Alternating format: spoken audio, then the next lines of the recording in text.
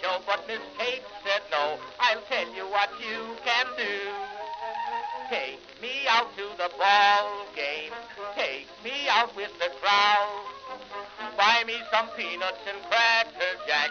I don't care if I never get back. Let me root for the home team. If they don't win, it's a shame. For it's 1, 2, 3 strikes, you're out at the old ball game.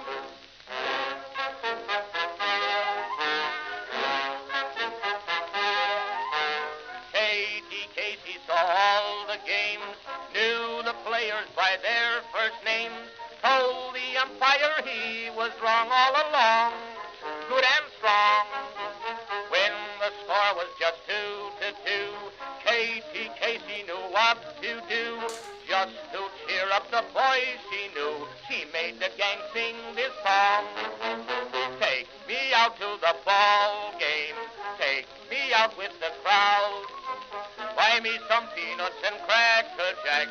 I don't care if I never get back. Let me root for the home team. If they don't win, it's a shame.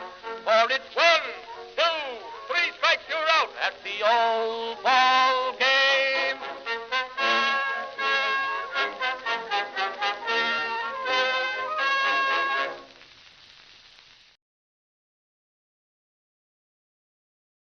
Greetings, folks, and welcome to live coverage of Orioles baseball, where tonight the Baltimore Orioles begin an 8-game homestand and the first game of a 4-game series against the Houston Astros here at Oriole Park at Camden Yards in Baltimore, Maryland. How you doing, everybody? It's your old pal, the BirdWatcher here, and the Orioles are back to playing some baseball after a day off yesterday, and folks, there is some bad news we have to discuss, but in terms of looking at the box score lately, things are looking good. The Orioles have won 6 out of their last 7.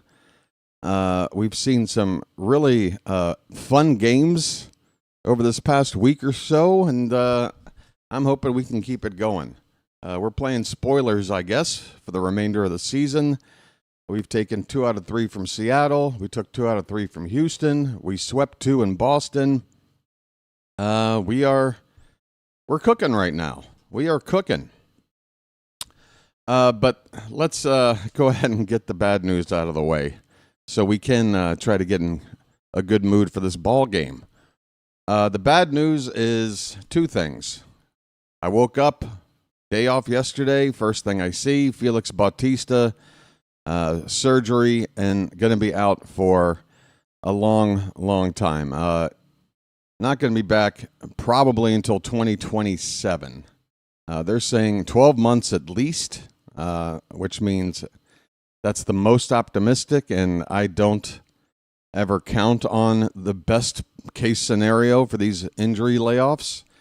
So even if it were 12 months in a few days, we're talking September of next season. I doubt he's going to make it. So you're talking 2027 in all likelihood before you see Felix Bautista pitch again, if ever. It's really sad news. Bautista, of course, we lost him about halfway through the 2023 season. He missed all of 2024. He worked his way back this season. We had to use him sparingly to begin this year, so he wasn't even 100% ready to go. Needed about a month before he could pitch back-to-back days. And when all's said and done, folks, it looks like between mid-2023 and the start of 2027, we're talking 3.5 years of baseball, Bautista's going to have pitched for us for about 4 months in those 3.5 years. It's just, it's tough. The Orioles are going to have to start looking elsewhere for a closer. Obviously, for next season, if we have any designs on making a run at the postseason and beyond, we're going to have to go out there and shop for a closer. We don't have one really I think we can create out of the arms we have. I do think Tyler Wells probably makes the most sense at this point to convert into a bullpen role and perhaps close when he gets called back, which should not be too long from now. Tyler Wells pretty close to returning. He has closed games in the past, not for an extended amount of time, but he does have experience, and he wasn't terrible in the role. I think Tyler Wells would probably make the most sense until we can go into the offseason and try to make some acquisitions either through trade or free agency. But yeah, Felix Bautista, tough news. He's gone. And also Adley Rutschman. Unfortunately, a strain in one of his abs is going to keep him out for a little bit longer than we'd hoped. I say a little bit longer. We'll see. He's on the 10-day DL. There's speculation about whether or not he's going to come back this season. Mansolino is being his usual optimistic self. He's not ruling out Rutschman for the season. But the way he talked about it, it just makes you wonder whether or not Adley is going to be back before the season is over. We'll see. But what that does create is an opportunity for Samuel Basallo to be the everyday catcher. And that's what you're going to expect here for the final 36 games of the season. Basallo, the primary catcher, Alex Jackson, for now backing up. Perhaps they'll give Maverick Hanley another recall. Hanley has been rehabbing and been doing okay with the Norfolk Tides. I'm not sure if we have an option on Alex Jackson, if we can send him down and hold on to him, or if we were to make room for Hanley, it would mean having to cut Jackson. Maybe that's why the Orioles are just going to stay put with Jackson for the foreseeable future. But either way, Rutschman is out of the equation for now. And, yeah, expect to see Sammy Basallo playing, like an everyday catcher. Probably going to get a couple games off a week. Might DH here or there if Mansolino wants to take the risk of playing Jackson behind the plate and DHing Basallo without a backup later in the ball game if needed. But anyway, that's all the bad news, I think, right? There is good news. The Orioles are back at home tonight to take on Houston. We took 2 out of 3 last weekend. We're hoping to continue to do well against these Astros and play some spoilers here. Brandon Young is going to be on the mound tonight, making his first start since his fantastic outing down in Houston last week, or this past weekend, I guess I should say. And, between his first start on the mound since that incredible performance, along with the home debuts for both Dylan Beavers and Sammy Basallo, it should be a pretty positive atmosphere at the ballpark tonight, at least to get things started. I hope Brandon Young gets a very big reception along with Beavers and Basallo. We'll see how the game goes. But, right now the vibes are good, and we hope to keep it going. So, with that all out of the way, we're about 6 minutes away from first pitch. I think this game is exclusively on Fox tonight. And that means no Masson coverage. Let's take a look at the pitching matchup and the starting lineups for the Orioles. Once again, it's going to be Brandon Young on the mound. He got his first win in that start last time out. Record of 1-6, a 5.68 ERA, a 1.49 WHIP.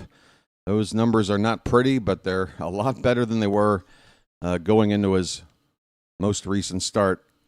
8 innings of near-perfect baseball will really help the numbers. He's up against Jason Alexander. We saw him in that series last weekend. He has a record of 3-1, a 4.74 ERA, and a 1.33 WHIP, a right-handed pitcher, Alexander. Starting lineups for the visiting Astros, Jeremy Pena will lead off and play shortstop. Carlos Correa will play third and bat second. Jose Altuve will play second and bat third. Christian Walker is at first base, and the cleanup hitter, Jesus Sanchez, is in right field. That son of a gun robbed 2 home runs off of us in one game last weekend. Took 7 runs off the board with those 2 catches. Yainer Diaz, is the DH. He will bat 6th. Victor Caratini will do the catching and bat 7th. Mauricio Dubon is in left field hitting 8th. And finally, Jacob Melton is the center fielder batting 9th. For the Orioles, Jackson Holliday will lead off and play second base. Jordan Westburg, by the way, I guess we've got good news with him. He's still day-to-day. He's not in the lineup tonight, but the fact that he has not been put on the DL is a good sign that it's not too serious of an injury, and hopefully he will be back at some point in this series. That's the expectation. Otherwise, I guess he would retroactively be put on the DL once they determine he is not, in fact, ready as they had hoped. But we're hoping he will be. Jeremiah Jackson, meanwhile, is going to play third base tonight and bat second. Same spot Westburg is usually in. Gunnar Henderson will be at shortstop hitting third. Ryan Mountcastle will DH and do the cleanup hitting. Colton Cowser is in center field batting 5th. Sammy Basayo will hit 6th and do the catching.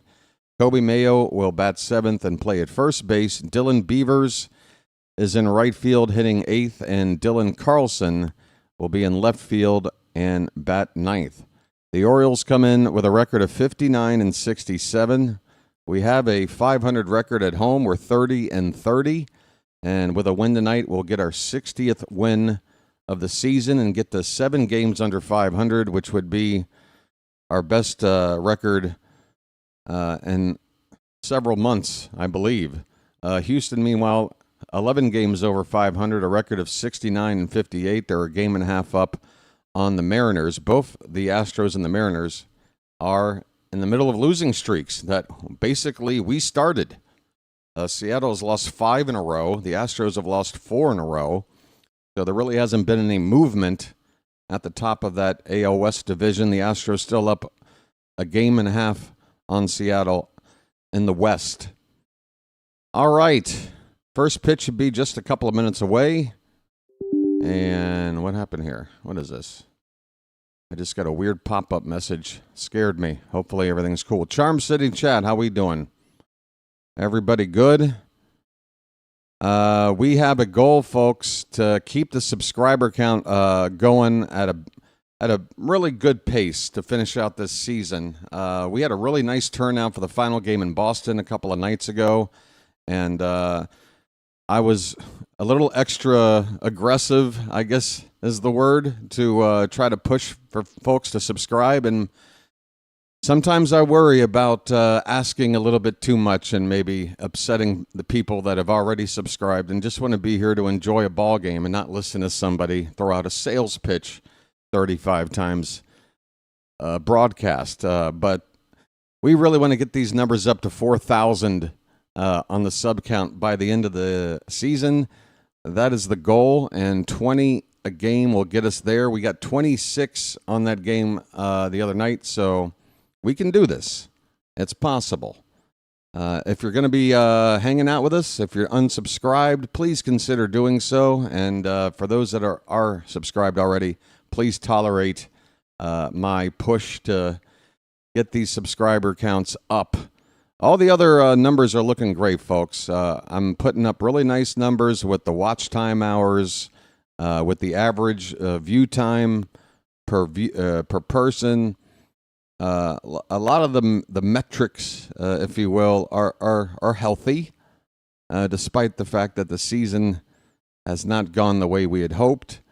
It's just really the subscriber count. That's the one area that needs the help. So we're going to hopefully tackle that down the stretch here. Brandon Young is taking the mound right now, and he's about to throw some warm-up pitches. The Orioles are taking the field. And this game appears to be a few minutes away from starting, even though I'm told first pitch was supposed to be at 7:15 Eastern time back in the States. Which we're there now. We're already there. I'm double checking to make sure I'm caught up to the live shot here, and it looks like I am. So they're a couple of minutes late. It's Fox. I guess they got to do their promotions and all that good stuff. Let me jump back into Rock Kabatko's Twitter feed, see if there's some other notes worth going over here. The Orioles apparently did a video tribute here just before the ball game for Ramon Arias, and he apparently had stepped out of the dugout and tipped his cap in appreciation. We wish you the best of luck there, Ramon. Obviously not for the next 4 games, but in general, we wish Ramon Arias well. I don't know how much importance this is going to have for Oriole fans out there, but Gary Sanchez won't return before mid-September. I don't know if any of us were like waiting with bated breath for the return of Gary Sanchez. He won't return before mid-September. Okay, so he might be back for the final 2 weeks of the season. To do what? I don't know. I don't really have any interest in Sanchez being in the lineup now that Basayo's here. If he wants to be the backup catcher and play 2 games of the last 10 or so, I guess that's what we'll use him for. And then he's off the team after his 1-year deal. Jeremy Pena is stepping into the batter's box, folks. Brandon Young is ready to throw his first pitch since that great start down in Houston last weekend, and that first pitch is up and away for ball 1. We are underway. Folks, a reminder that we have company here at BirdWatcher headquarters. Here's a ground ball to first.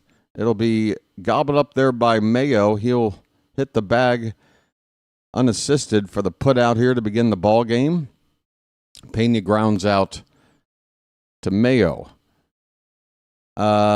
Yeah, we do have company here with us at Oriole BirdWatcher headquarters. It's the ghost of Harry Belafonte. You may be hearing from him intermittently throughout the ball game. If you do hear from Harry, it's a good sign. Folks, ever since we've been haunted by the ghost of Harry Belafonte, the Orioles have been playing quite well. 0-1 pitch is lined over the glove of Jackson at third into left field, a base hit. So no flirting with the no-no tonight for Young. He has given up a line drive single to the first batter of the night. The Astros are already in business with the leadoff man on. And are we already into a 2-pitch count? Or is that the previous batter? Okay. Carlos Correa is coming up next. No? I'm sorry, that was Correa with the hit. All right. I've already screwed up.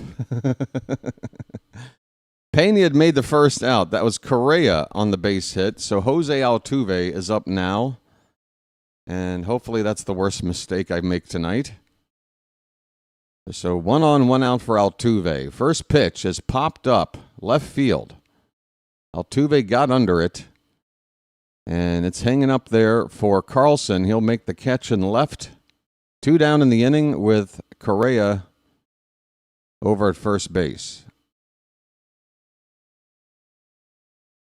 We're just a few subscribers away from hitting 3,300, folks. So that's the first step, is to get that sub count to roll over to 3,300. We're just a couple of subscribers away. So if you have yet to do it, please give it a chance. Here's a swing and a miss by Christian Walker. Up here with 2 down. Walker's batting .233.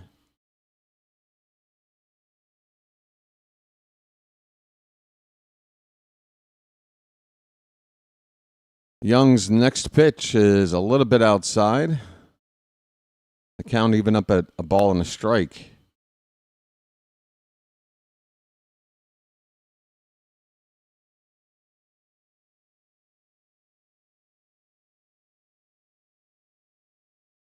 The 1-1 is fouled back. So 2 strikes and 2 down here in the top of the first. Brandon Young trying to get through here with no damage. and get our batters up there.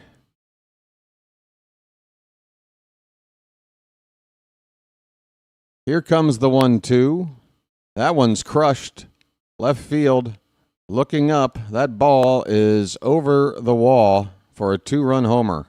A line drive home run by Christian Walker. His 17th of the season. And before the Orioles have a chance to swing the bat, they are down 2-0. Folks, a rude awakening here on a Thursday night as we begin this homestand. Brandon Young gives up a home run ball to Walker. A line drive shot that would have been nowhere near a home run last season with the dimensions out there, but it just cleared the wall here. So with 2 away, base is empty. The batter is Jesus Sanchez. 1-0 pitch is low. 2 balls, no strikes.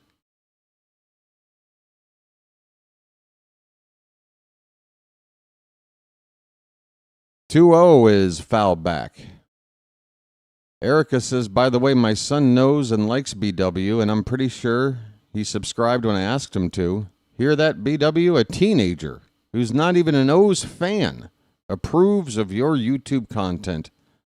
Thanks, Erica. That's a good sign. I'd like to be appealing to everybody. I'm clearly not.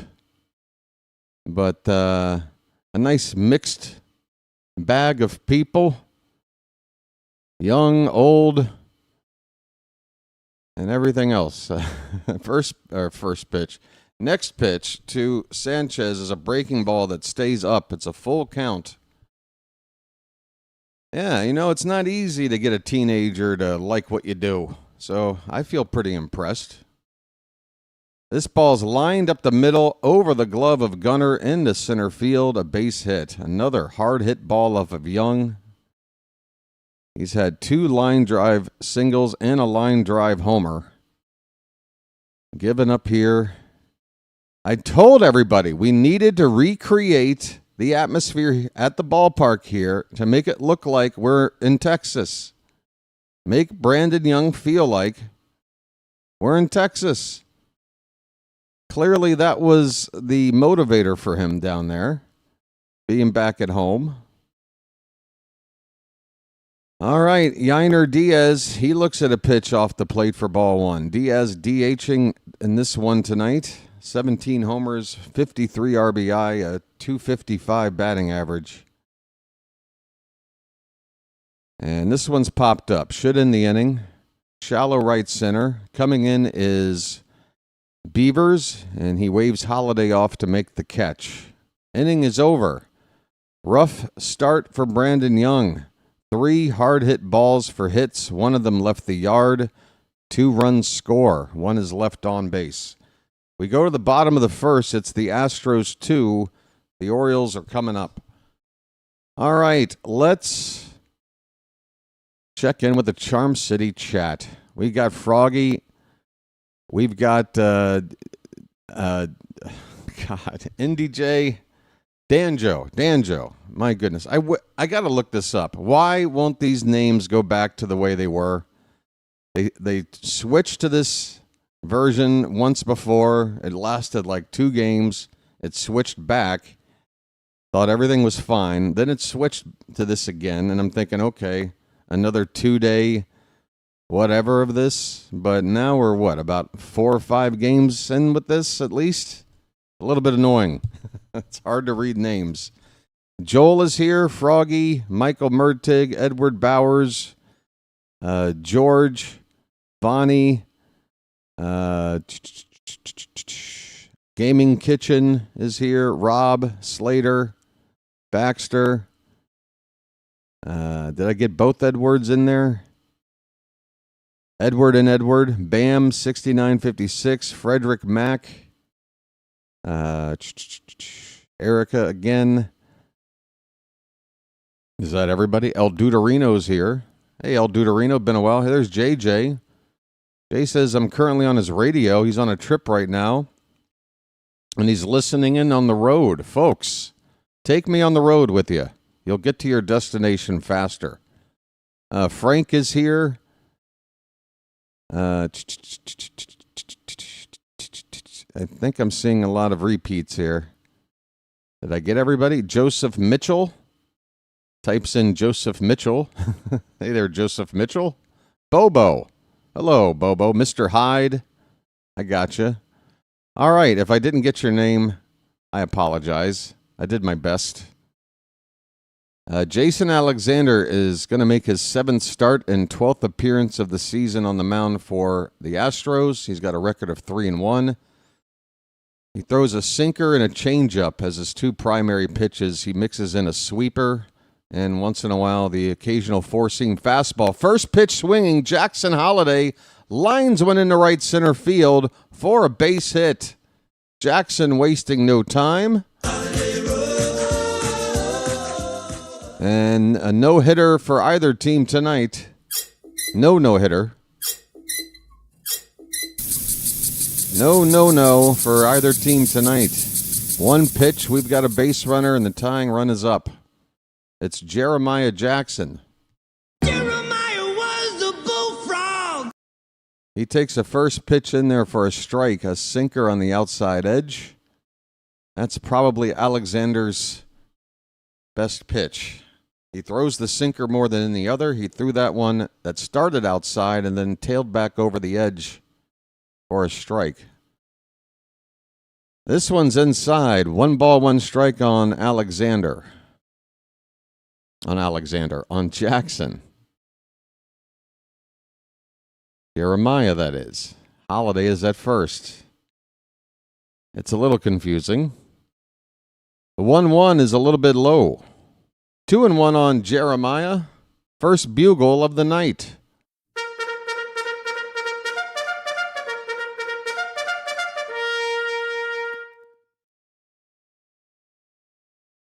The 2-1.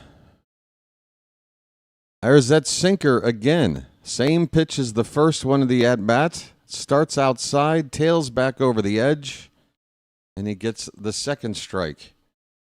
That's the pitch we have to handle. It's only been 5 pitches in, and I know exactly what we got to do with this guy. That's his pitch. Check on Holiday. He's back, and a 2-2 count now on Jeremiah Jackson. The pitch reached for. It's going to be popped up to left. It hangs up there long enough for the left fielder to come in and make a catch. That is Dubon out in left field tonight. Boy, Dubon plays all over the place. 4th game we've had with Houston since last weekend, and I've seen Dubon start at shortstop, first base, and now left field. And, of course, hey, here's Gunnar Henderson up with 1 on and 1 out. His name's Gunnar, and he's dating my mom. First pitch to Gunnar is up and away for ball 1. Gunnar, 281 the average. He's tied for the team lead with 15 homers. That one is low and in. A changeup makes it 2-0.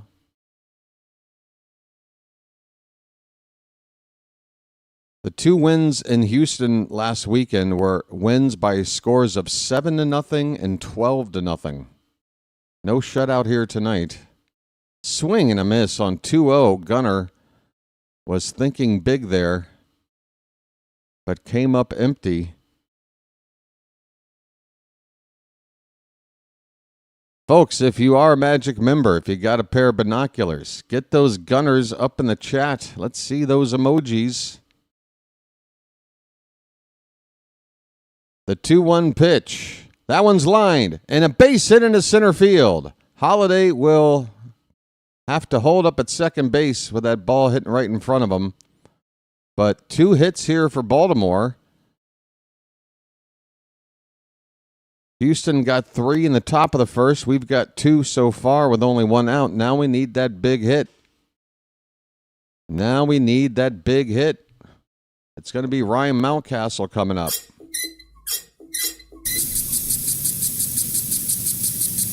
Okay, mount up. Okay, mount up. Alexander gets the sign. First pitch to Mountcastle. There's that sinker breaking over the outside corner again. Count is 0-1. Mountcastle hitting .308 since coming off the DL with a couple of homers and 5 RBI.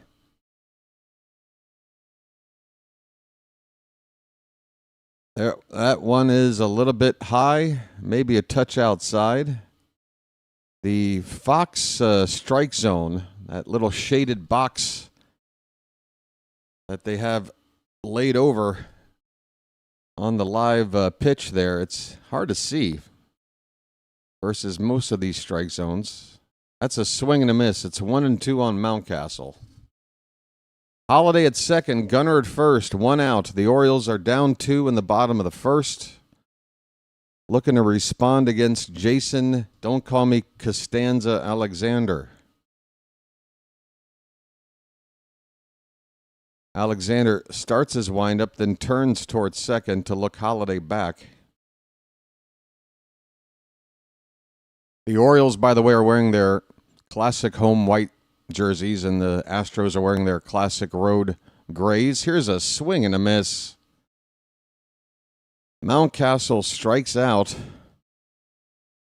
First strikeout of the night for Alexander. 2 away here in the bottom of the first. It's going to be up to Colton Cowser, and this is why I want Basayo hitting higher up in the lineup. Folks, who would you rather have up right now with 2 on and 2 out?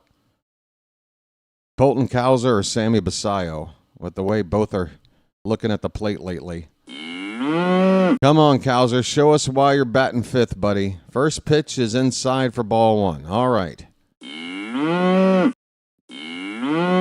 Cowser's average is at .210 with 9 homers and 23 RBI. The 1-0. That's that. Well, it's not a sinker. That's the changeup. Kind of has sinker-looking movement, but obviously comes in there slower to get the off-balance swing. 1-1 pitch, swung on and missed. Another changeup that dipped below the zone, out of reach. 2 strikes on Cowser.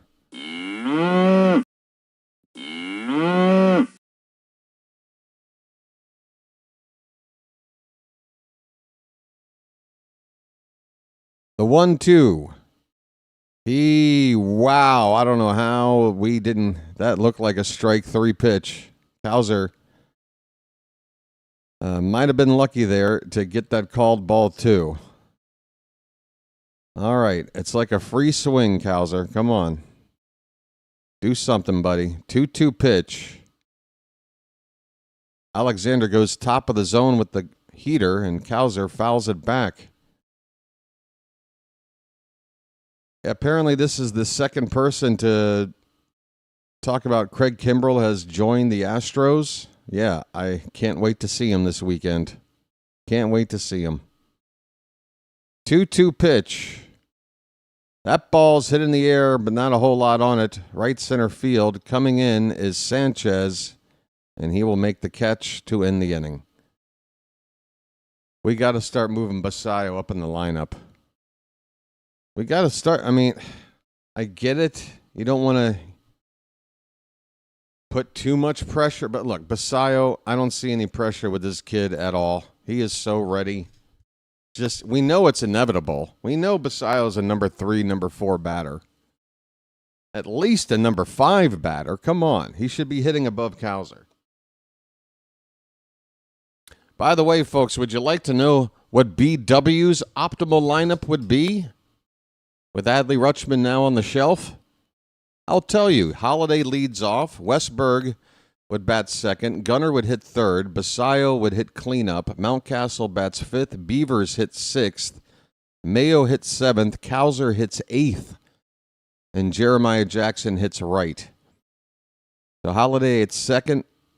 Westberg at third. Gunnar at short. Basayo behind the plate. Mountcastle at first, Beavers in left, Mayo the DH, Cowser in center, Jackson in right. In terms of where they hit, lefty, righty, lefty, lefty, righty, lefty, righty, lefty, righty. Nice split. That's my optimal lineup. Of course, Westberg is still day-to-day. But, I've got Basayo batting cleanup, hitting behind Gunnar and protecting him in the lineup. Then you hit Mountcastle. Then you go Beavers. Then you go Mayo. Then you go Cowser. I got Cowser batting 8th until he can give me a reason to hit him higher. But there you just saw. You hit him 5th tonight. He comes up in the first inning with 2 men on. This is why you got to plan the lineup right for looking at potential scenarios in a first inning rally. That's why you want speed leading off and good on base percentage. That's why you want power to be down a little bit lower. And then you just want to rank your best hitters from there all the way down. And Cowser for me shouldn't be here. Should be about here. Move Basayo up a little bit. But anyway, we're going to the second inning. Victor Caratini is going to lead it off for Houston. Switch hitting catcher will bat lefty against Brandon Young. Caratini. Matt loves the lineup. It's a strong lineup. Here's a ground ball to first. Mayo. No, that got through. That got through the hole on the right side for a base hit. That's what I get for not having my screen full screen. Could not see that ball get through. So another hit by Young. He's already given up 4 hits, and we have not gotten an out here in the second inning. Now, what this will unfortunately wind up doing, and again, baseball, not the fairest of sports, but clearly, when Kyle Bradish comes back, and he will be back, it looks like he's made his final rehab start last night. It really wasn't that great of a start, but it wasn't a complete disaster either. But it's time for Bradish to come up, and he needs a spot in the rotation. There could be a chance they go with a 6-man rotation. Mauricio Dubon at the plate with a runner at first, nobody out. And this foul ball here makes the count 1 ball and 2 strikes. Dubon is batting .261.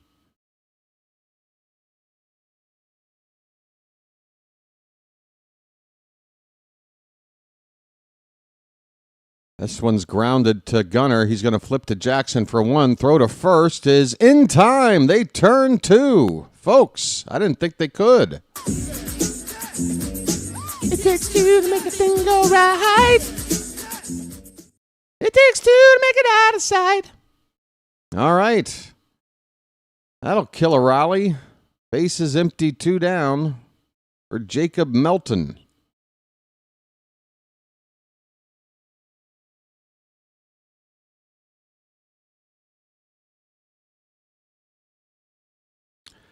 Erica, I think you're going to see a pretty consistent batting order down the stretch, mainly because unlike the beginning of the season where we kind of had options and ways to move guys around, I can only really count 9 guys that I'm wanting this lineup, so I don't have any platoons really going on or anything. Beavers is playing every day. Mayo and Mountcastle are playing every day. Basayo's behind the plate. They're challenging the safe call on the return throw to first. I apologize. Just now picking this up. And I didn't get a good look at the replay to see if they've got a case here. Obviously, Houston thinks they do have a case. I don't think they would spend a challenge this early. And the runner is safe at first. So not a double play ball. I did say I didn't think they'd be able to turn 2 as it was happening in the moment, and turns out I was right.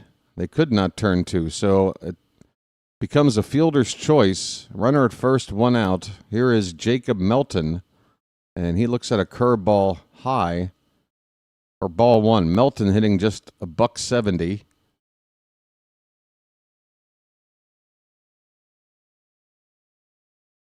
Yeah, Chowa, I was about to get around to that. So I was saying before how baseball can be a little bit unfair. Obviously, Brandon Young had a brilliant outing last time out, but the odds of seeing anything resembling that kind of performance from him on a regular basis seem pretty slim. It seemed like a special night for Young. And with Bradish coming back, somebody's got to make room. Again, unless we have a thought about a 6-man rotation, which I don't want to see, honestly. But I think Young, he would have had to come out tonight and pretty much give a repeat performance where he would force the Orioles to keep him in the rotation with another brilliant outing. But so far tonight, he has struggled, and I think it's going to make it easier for the Orioles to send Brandon Young back down to AAA and finish out his season there. I think. We'll see.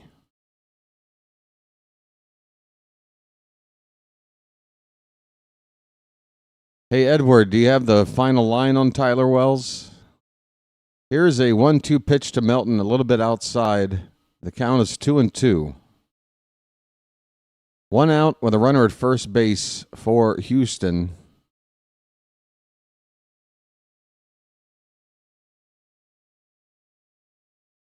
Two pitch is swung on and tapped at the plate, foul. We'll do it again.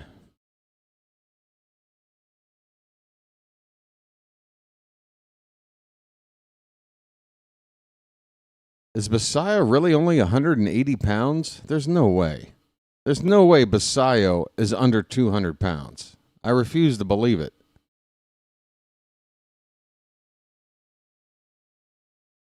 This pitch has popped up behind the plate. Basayo with a late look. Now he's going to see this ball land about 3 rows behind the screen. Oh, Slater, you got a chance to see the Urias tribute? I did not get a chance. But it sounds like the Orioles did something good for Urias. It's a 2-2 count on Melton. Trying to put this number 9 hitter away, and Young is struggling. It's now a full count. That pitch is low. Too many pitches to a guy like this. Yeah, they had it, Patrick, they had it listed on the Fox board as 6'4", 180, which just alone, you'd have to look like Lurch with those kind of stats. This pitch is fouled away. You'd have to look like, Jack Skeleton. The Slender Man. Ahoy there, KPK. Full count on Melton. Will this at-bat ever end? And now Melton asks for time. Let's just keep this going longer. It's the Jacob Melton hour here in the ball game. All right, the payoff pitch. Ball 4. Throw down to second, doesn't matter. Now the ball gets away. Unbelievable. Terrible. Terrible. Terrible. Oh, the Orioles. Just a completely needless mistake. It was ball 4. Basayo throwing down to second for no good reason. Henderson unable to handle the throw. It pops out of his glove and trickles into center field. So the runner gets up and goes to third on what was just a walk. 180 pounds everywhere you look for Basayo. That's impossible. That's impossible. I refuse to believe it. This ball's dribbled out in front of the plate. Basayo's going to pounce on it. He has one play, and that's to first. The runner at third has to hold. That's the second out of the inning. Runner at first moves up to second base. But a big second out here to keep it still 2-0, as that ball was beat right into the ground in front of the plate. Dubon could not try to score. All right. So now Carlos Correa, who had to hit his first time up in a big RBI spot, second and third with 2 down, and he goes after the first pitch, fouls it back. We are in the top of the second. The Astros lead at 2-0 on a 2-run homer in the first inning. They are threatening here again in the second.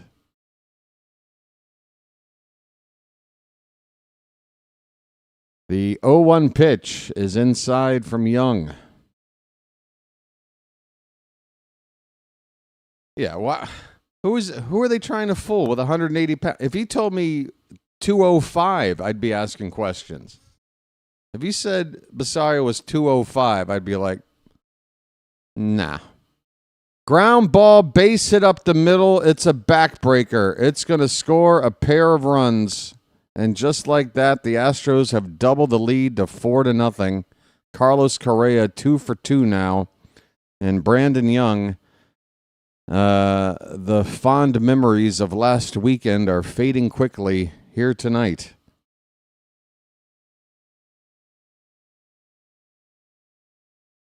Young has already been beat up before Basayo or Beavers gets a chance to make their debuts at the plate tonight.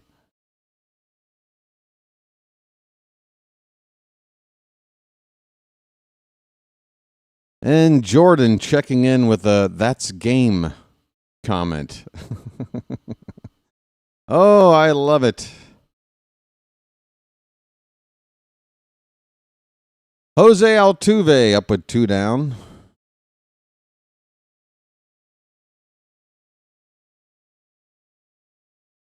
Young's first pitch is outside. Sorry, that's his second pitch. First pitch was a strike. The count is 1-1.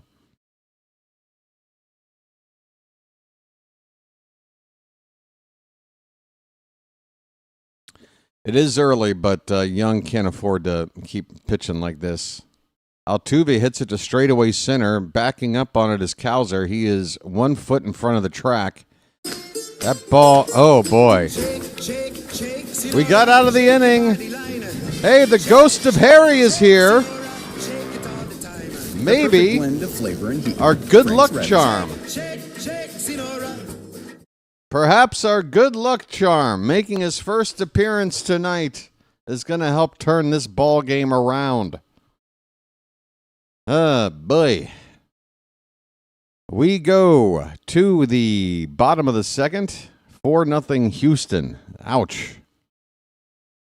Speaking of early, what time is it in Thailand? 10 minutes till 7 a.m. The sun is up, but not all the way up. Doot doot doot doot doot doot. Boop doop doop boop boop. Boop boop boop boop. They're going to try to get Young to get through the order a second time before they think about pulling him. We know how this works. We do have 8 straight games against Houston and Boston here without a day off in between, right?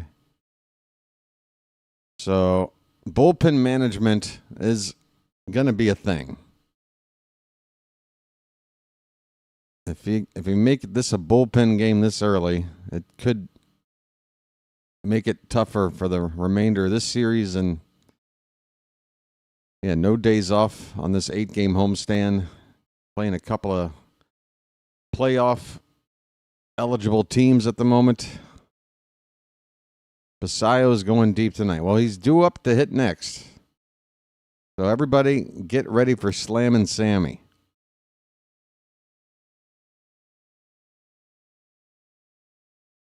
Well, stats for the game is in chat.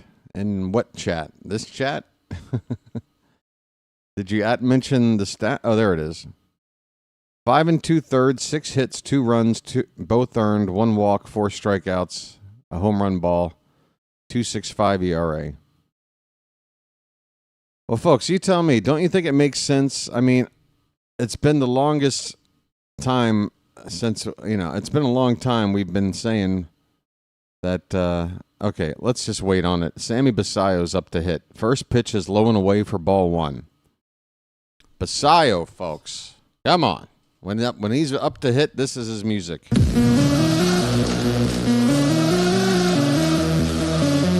It's popped up to shallow right. Going out, coming in. Sanchez, the right fielder, will come in and make the catch. That ball stayed in the air for about 7 or 8 seconds. Up in the air forever. One down. Basayo retired. Kobe Mayo coming up. Just get it all on there. Just spread it out.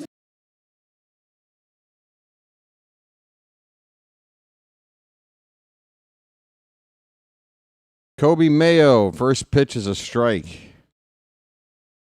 Get those Mayo jars up in the chat, folks. The 0-1 from Alexander. Hit on the ground. Backhanded at short. A low throw to first is there in time. Pena throws out Mayo on a ground ball 6-3. 2 down here in the bottom of the second. Folks, it's the debut at bat at home for Dylan Beavers. Nice beaver. Thank you. Welcome home, Dylan. Got Bush. We've got Bush. First pitch is low. Got Bush. We've got Bush. Beavers hitting .286 with just the 1 RBI to begin his major league career. Looks at one outside. It's 2-0.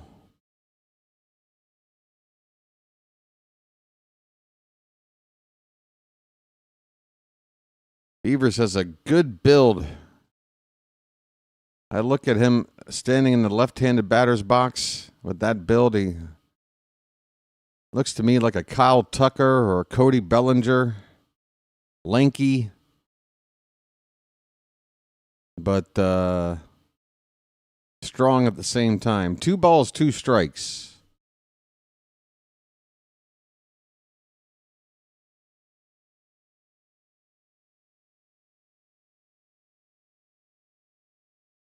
The 2-2 pitch. Up and in, full count. Come on, Beavers, get on base any which way you can.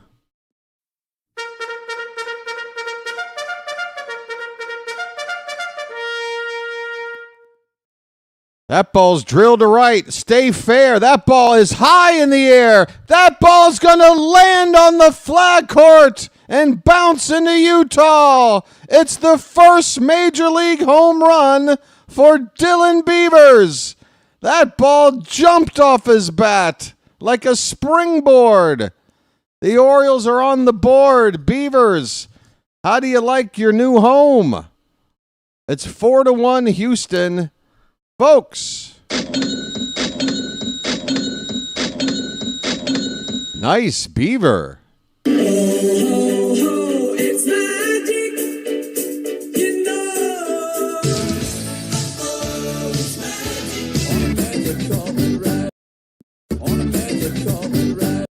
All right. And folks, once again, BW's optimal lineup has Beavers hitting ahead of Cowser as well. Dylan Carlson is at the plate. He takes up and away for ball one. Well, we get one back. Still a long way to go to make up a 4-run deficit, but that was fun to see. Dylan Beavers got all of that one. And it didn't even look like he gave it a really big swing. Just a nice level swing. And that ball went a long way. Carlson pops it up. It looks like it could be playable. Nope. It's going to go one row behind the dugout for a foul ball.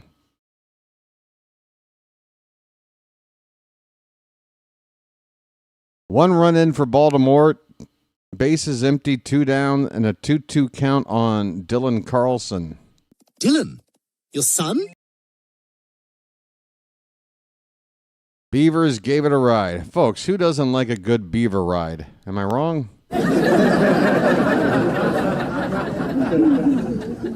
2-2 pitch, in on the hands and fouled away.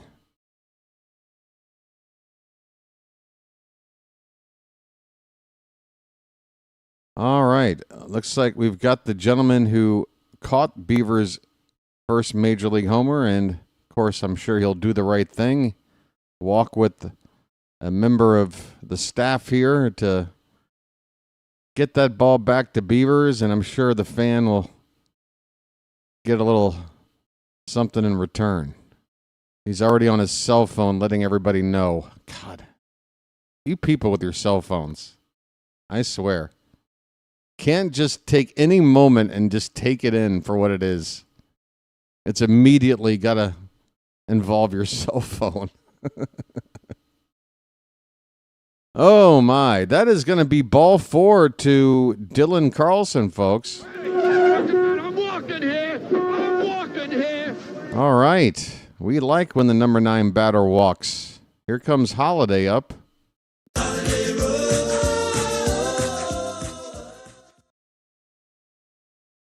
Jackson Holiday led off the ball game with a hard hit base hit into right center field. The first pitch he saw.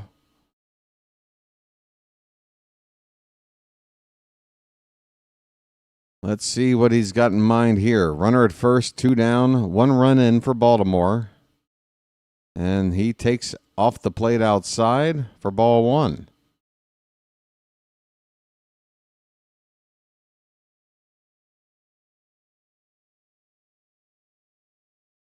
Oh, is Melanie Newman going to supply the reward? Oh, my. Yeah, folks, I mean, if Beavers is going to produce like this, we're just going to have to ride Beavers for, the foreseeable future. There's a called strike, top of the zone, borderline call there.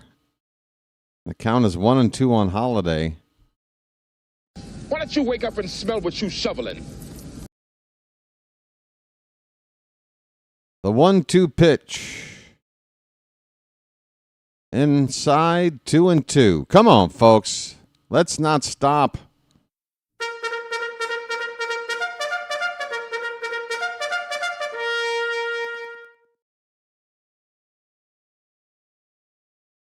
Here's a snap throw to first. Carlson's back in. That's true, folks. As much as we know we all have to depend on Beavers, we don't want to wear Beavers out, right? Because next thing you know, everything will dry up and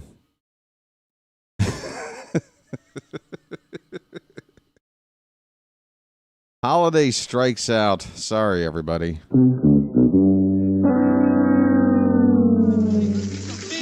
Big buck, stop it all. The inning ends, but oh my. Okay, Rod. That is enough. That is as much description. That is Rod has officially defined the borderline. That is the most descriptive we're going to get with all these Beaver puns, okay? Rod, that's the line. Okay? Besides, we've already got a leaky faucet over here. You know? That's the line. We have established the line. Folks, if you got a Beaver pun, just hold it up next to Rod's there and go, is this worse than that? And then don't.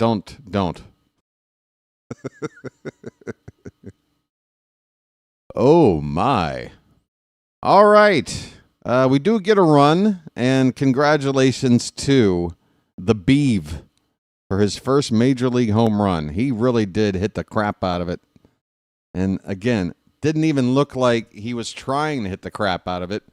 That ball was happy to jump off of his bat.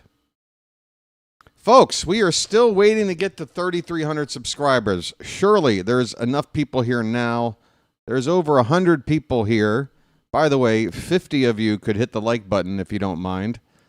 You can tap the thumbs up at the bottom of your screen. But right now, I am pleading to those who are watching right now who are not yet subscribed to the channel, and I hope those in the Charm City chat could help me in recruiting those yet to subscribe to go ahead and do so. We are just a few away from hitting a very nice number of 3,300. That is 2/3 of the way to 5,000.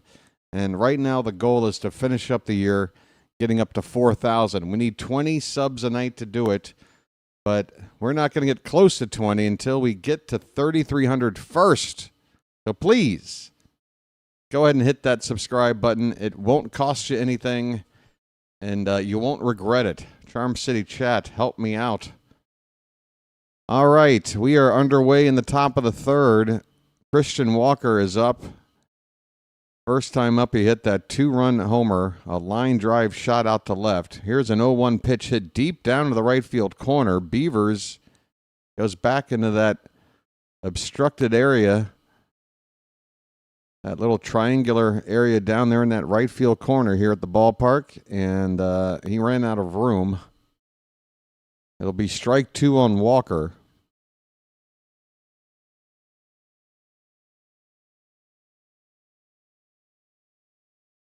Breaking ball hit on the ground. That is a fair ball. Did that hit the third base bag? That ball is going to die along the line, and it'll be a double for Walker.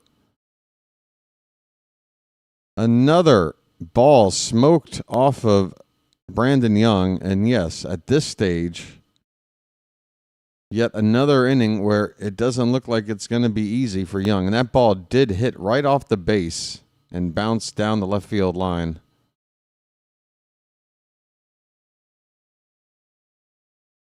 Oh, I don't want to see Brandon Young just get absolutely annihilated. Jesus Sanchez, first pitch swinging, goes to left center field. That ball gets down for a hit. Coming around to score already is Walker. It's 5-1. Get the bullpen up. It's clear to me now. It should be clear to everybody else. And yeah, that's going to be the end of the rotation spell for Young as well. I'm really happy that he did what he did in Houston last weekend, but you take that performance out of the mix, and this has been the kind of Brandon Young we're typically seeing here. And he needs to get back down on the farm. Yainer Diaz. First pitch to him is a strike. That one's outside, 1-1 the count. No sign of any activity in the Oriole bullpen yet. It is still only the third inning. I know Mansolino doesn't want to go to the pen this soon, but I've seen enough. That's outside. 2 balls, 1 strike. I mean, hard hit balls in every inning. There really hasn't been even like a sequence of like just 2 straight batters where he's gotten them out without trouble. That ball's crushed. Forget about it. That one will reach beyond the splash zone into the first row of seats out in deep left field. A 2-run homer for Yainer Diaz. And now it's probably too late. It is 7-1 Houston with nobody out in the top of the third.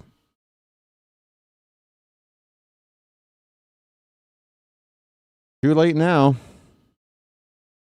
Now it's at the point where you just leave him out there to suffer because you don't want to tax your bullpen.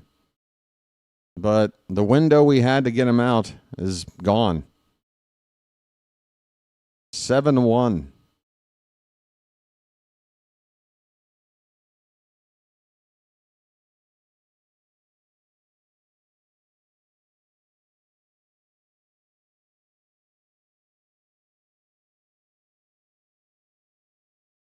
right.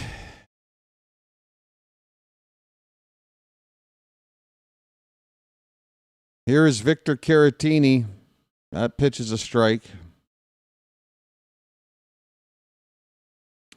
Folks, we might be in for another karaoke night here on the BirdWatcher Channel. Might be one of those, what kind of interesting off-topic conversation pieces do you want to talk about? There's strike 2 to Caratini. Still a long way to go, folks. Still a long way to go. But we got to get Young out of the ball game. That's the problem. 1-2 on Caratini.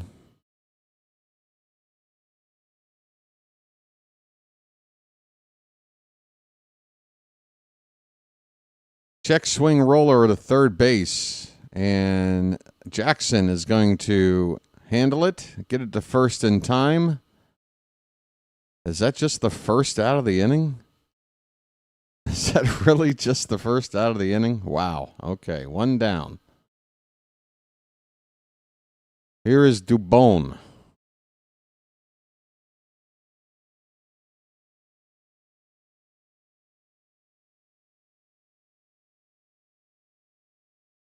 Pitch fouled off to the right.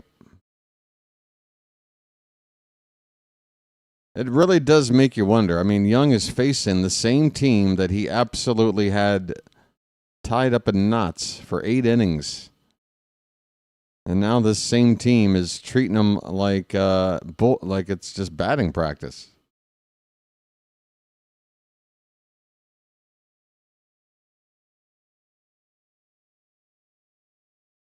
Pitch is high. The count 1-1 on Dubon.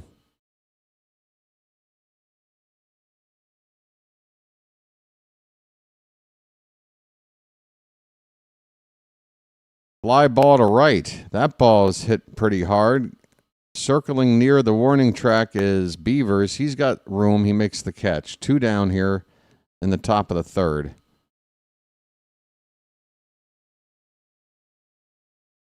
Well, it's not going to be easy to get subscribers with a game going like this tonight. But folks, once again, that is... If we wind up not coming back from this one, we still have some objectives we want to reach, right? Jacob Melton at the plate. First pitch is a strike. 2 down, bases empty, and lots of runs in for Houston. There is a called strike. 0-2. Melton walked his first time up. Another sign that Young doesn't have it tonight. He walked Jacob Melton after about a 10-pitch at bat.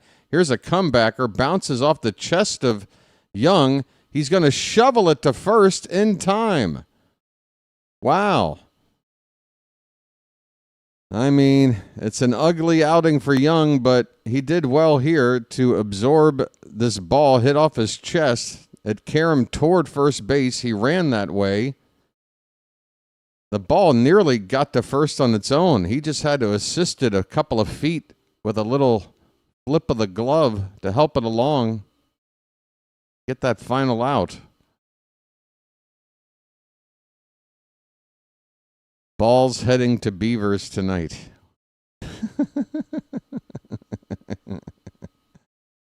Oh, my goodness, folks. What are we going to do? What if Dylan Beavers has like a 20-year career? Are we really doing this for his next 2,500 games? Is it going to be 2,500 games worth of... I think we've come up with about 97% of all possible Beaver puns already. I think we should maybe pump the brakes a little bit, because if we use them all up now, what are we going to do for the last 17 and a half years of his career?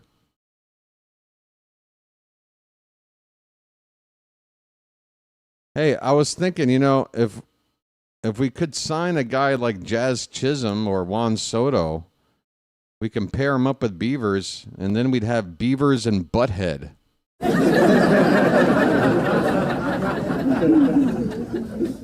Get it?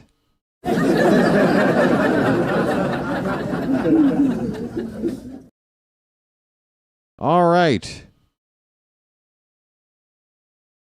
Balls deep to beavers. I love beavers. I have 6 kids. Beavers is a ball hawk.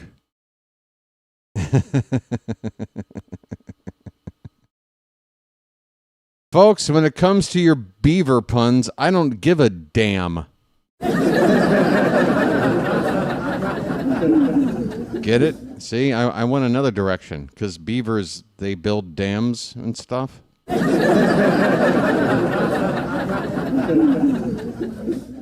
Seymour Beavers? Does he have a brother named Seymour?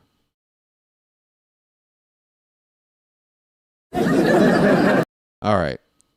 Jeremiah Jackson looks at a first pitch strike. We're in the bottom of the third, folks. We're down half a dozen runs. Jeremiah was a bullfrog.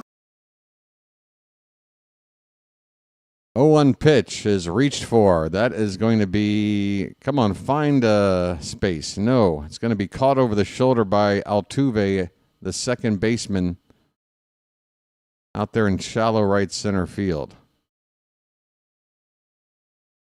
Yeah, folks, who can remember the first time they got their first glimpse of beavers?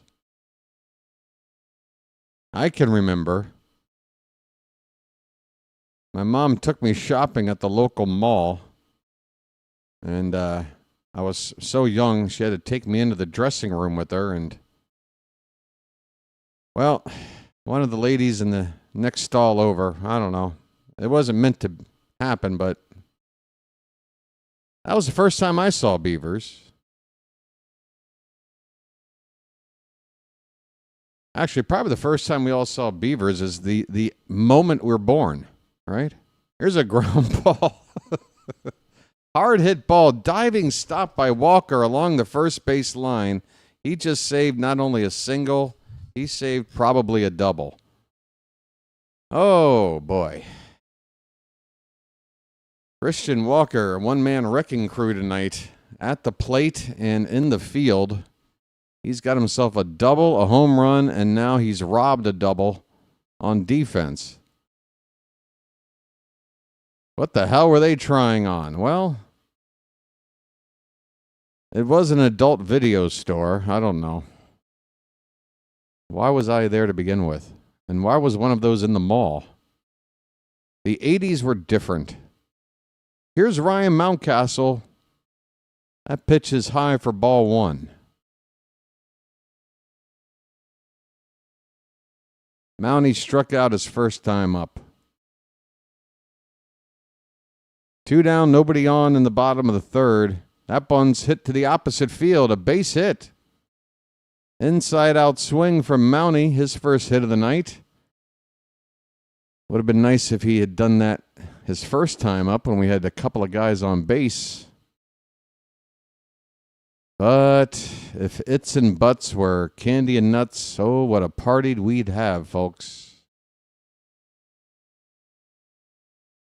2-out single for Mountcastle. Okay, mount up.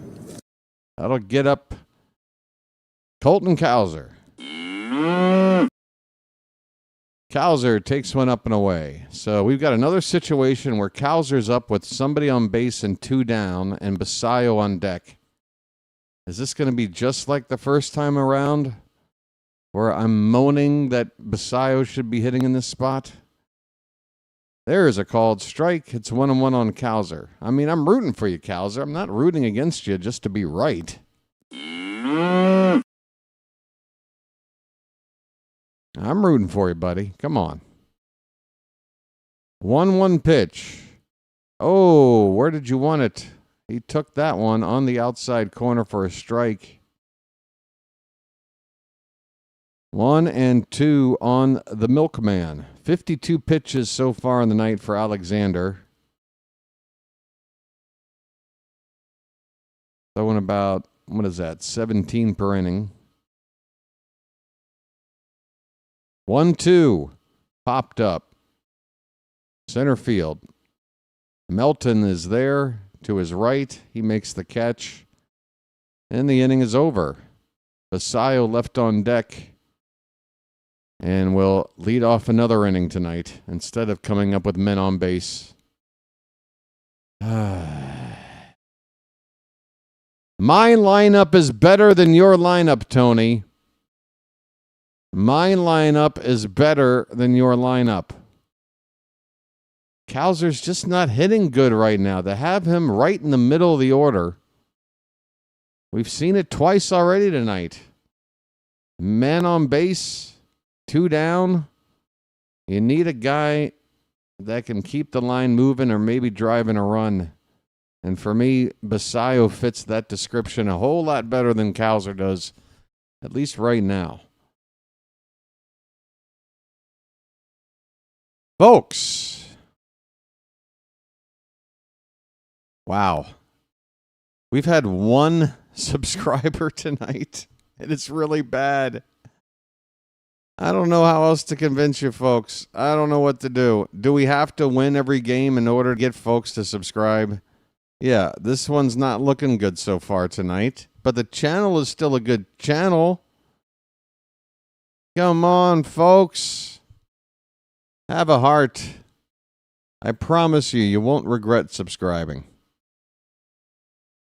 Anybody out there currently subscribed, harboring a regret?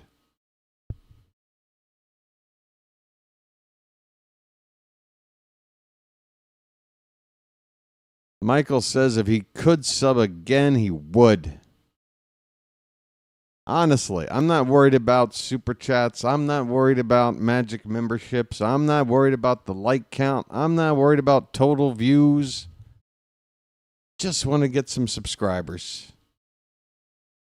That's it. That's it. Well, speaking of super chat, I'm not looking for it, but I'm very receptive to it, that's for sure.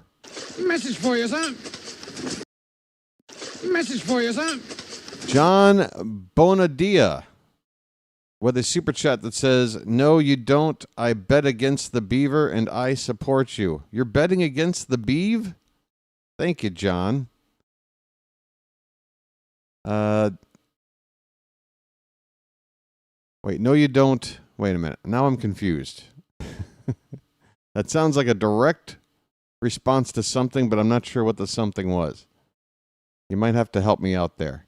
Here's a ground ball rolled over to Gunnar at short. He throws off balance in time. Jeremy Pena leading off the top of the 4th. Grounds out 6-3. 1 away here in the top of the 4th. Carlos Correa coming up next.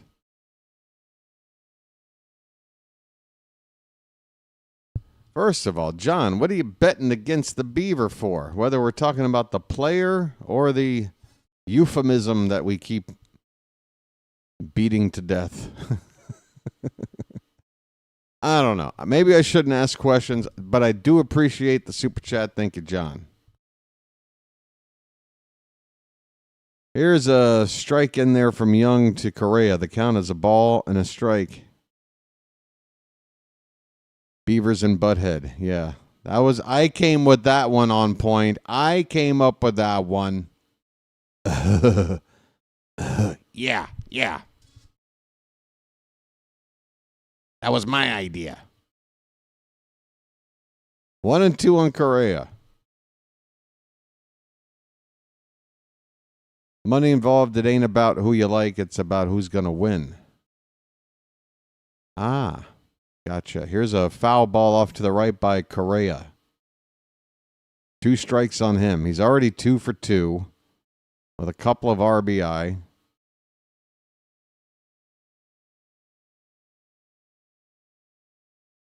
And a run scored. 1-2 pitch from Young. Swing and a miss. He got the chase on the slider outside. Is that the first strikeout of the night for Young? I believe so. My goodness. Well, y'all come back now, you hear? Well, y'all come back now, you hear? Beeve W. No, it's Harry B.W. Fonte. That's my play-on-word nickname. Jose Altuve at the plate. First pitch is a ball. He has flown out twice so far tonight.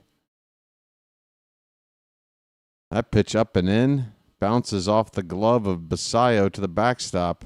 2-0.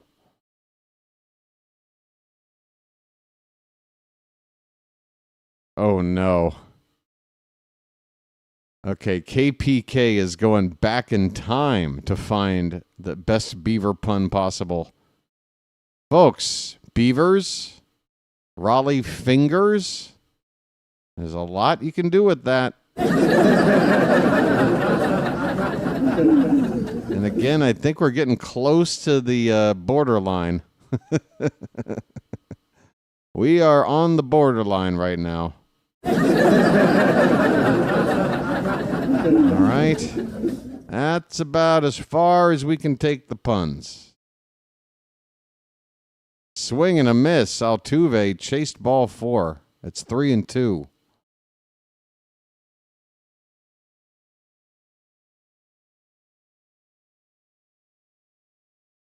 John with a long message here. I don't know if I can get it all in. And not gain subscribers because their team isn't winning, or supporting because their team isn't winning is what you said. And I support either. Was subs, ribe. Either way, my May joke that I'm not gonna. John, I really appreciate the super chat, but that message right there, I have to admit, I have no idea what I just read there. Pitch outside to Christian Walker. Runner at first, 2 down. But I wouldn't do it to you. You work, we like, we subscribe, regardless, only fair. Okay. KPK, for crying out loud. Here's a ground ball to Gunner. He goes to second for the force to win the inning. All right, Brandon Young throws his first scoreless inning of the night. It took the 4th inning to do it. After giving up 2 in the first, 2 in the second, and 3 in the third, he throws a scoreless 4th. 72 pitches for Young. They'll probably bring him out for the 5th. And yeah, who do we got coming up next? Who got next? I need a Lucky. That's what I'm thinking.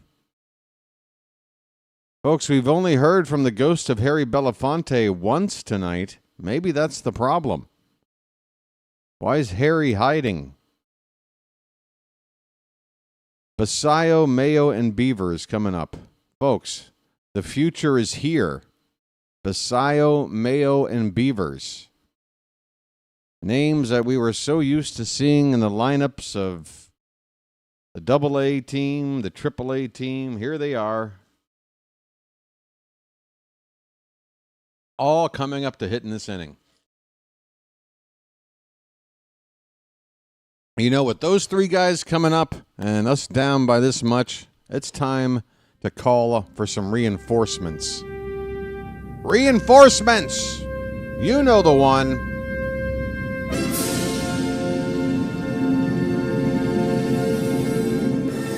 All right, the Hat. I know what you're thinking. Really, BW? Down 6? You're going to try to call upon some Hat magic down 6? You're going to ruin the whole thing because no one's going to believe this Hat stuff. We can't come back from 6. Ridiculous.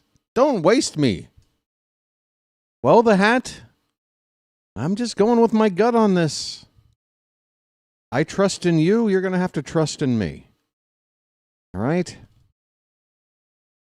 For the remainder of the ball game, the Hat is going to play a part in the outcome. Let's go.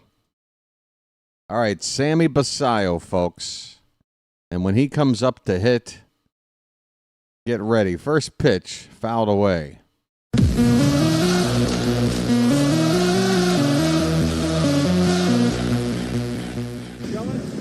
Sammy. Sammy. Basayo flew out his first time up. Next pitch. I'm sorry. In on the hands. Popped up. Third base side. Get out of play. And it does. 2 strikes on Basayo. 180.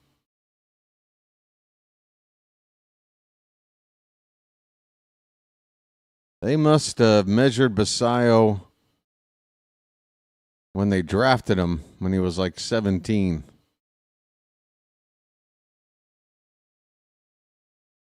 He's about 180 from waist to knees.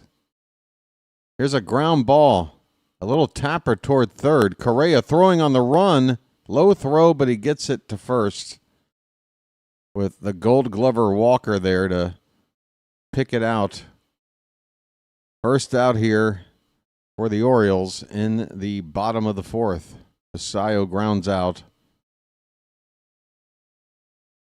Here's Kobe Mayo. Just get it all on there. Just spread it out. Just get it all on there. Just spread it out. Hey, thanks, One Moon Sailing. You're great. You're great, too. Have we gotten to 3,300 yet? Folks, the subscribers. We're 3 away from 3,300. 3. We only needed 4. We're trying to get 20. My goodness. Kobe Mayo takes up and in. It's 2-0.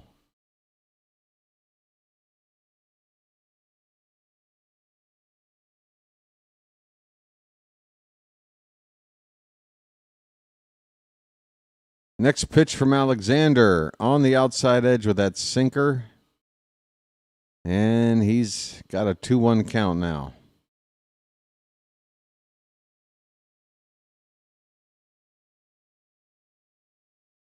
Oh, that looked like a good pitch to take a big swing at, but Mayo took it for strike 2.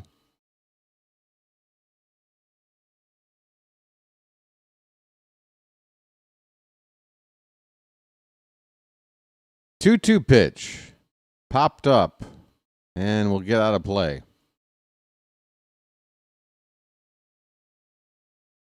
Folks, the Orioles will play game 2 tomorrow night. Start time is just 5 minutes earlier than tonight. So the stream will begin at 6:55 p.m. First pitch at 7:10. Pitch low and in. They appeal on the check swing, and Mayo went around. Was that Laz Diaz down there at first base? It is. Laz Diaz, the first base umpire. Great. It's the Laz Diaz umpire crew for this series, folks, and it's a 4-game series, which means we're guaranteed to get Laz behind the plate. Here is Dylan Beavers. Nice beaver. Thank you. Hit his first Major League homer his last time up. It's been the only bright spot of the night for the Orioles. Fouls this first pitch away. Folks, if you've got Beaver fever, show it to me here in the Charm City chat. This one's hit toward the left side and slicing foul. Folks, show me your Beavers. I demand you to show me your Beavers.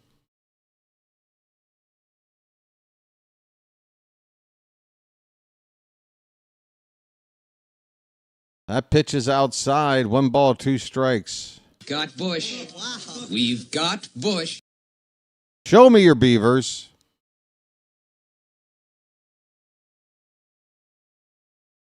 That ball is popped up on the third base side. Foul ground. Correa goes into a slide and makes the catch as he slides into the netting of the camera well on the third base side. Man, oh man, nothing going the Orioles' way tonight. That is the final out here in the 4th.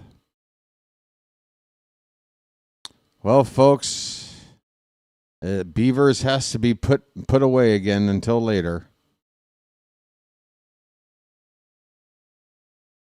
By the way, the Game time temperature in Baltimore, a balmy 68 degrees. 68 degrees. What's happened since our last homestand? The weather has gone down 20 degrees. Are we getting close to fall weather now here in the final 10 days of August? Is it already feeling a little bit September-y out there, folks? You tell me. I'm over here in Thailand.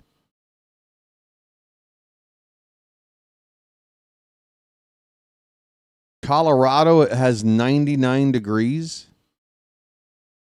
Let me get this straight. It's 99 degrees in the mountains of the Rockies, but it's 68 degrees in August in the mid-Atlantic. Somebody make it make sense. Somebody make it make sense.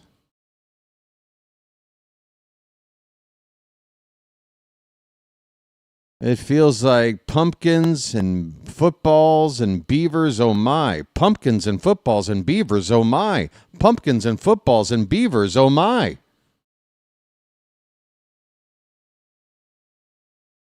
Folks, it's my 3 favorite things in life.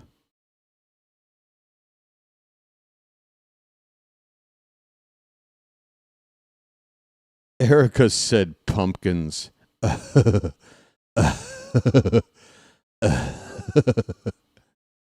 You said pumpkins. Shut up, Beavis. I'm going to score.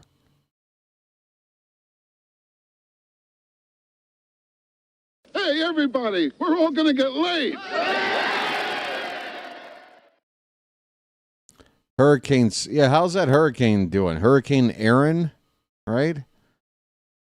Here's a curveball low and into Jesus Sanchez. Top of the 5th underway. Brandon Young still on the mound for what I'm going to assume is his final inning of work, regardless of how things turn out. Hit on the ground towards second. Holiday with a diving stop. A bounce throw to first, but Mayo can't handle the bounce. That ball will roll toward the dugout, and Sanchez is going to make it up to second base. That'll probably go down as a hit and an error. Another error on Holiday for a bad throw to first. So the Astros have a runner in scoring position to lead off this inning off of Brandon Young. Any thoughts of a pitching change?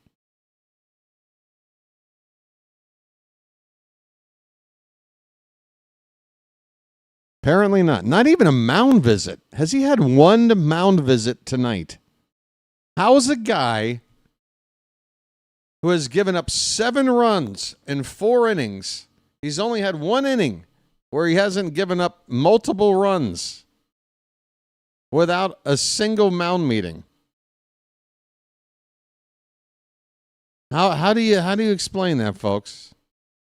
Yainer Diaz at the plate, he's got a 1-1 count.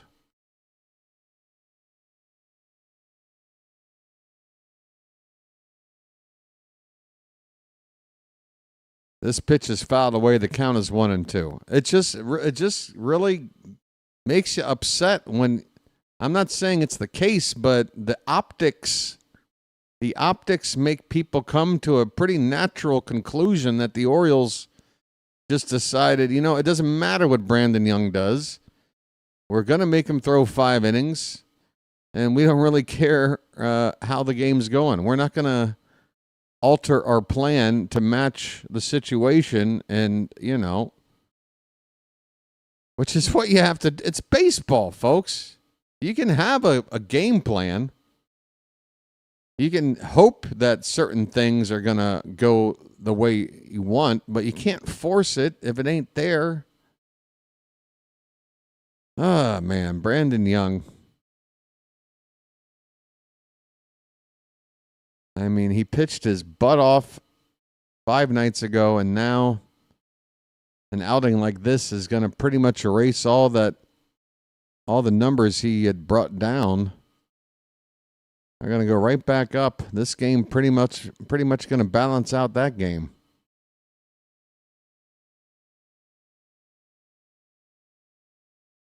Let's see. I mean, at least that one run, if he comes in to score, it won't be an earned run. Ground ball, third base. Jackson will hold the runner at second, over to first in time. One away.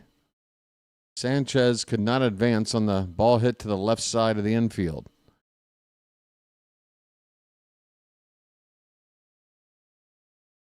Erica, now, I can't even say that name. What roster is this player on? Caratini takes a curveball low. Caratini singled in the second, 1 for 2 on the night.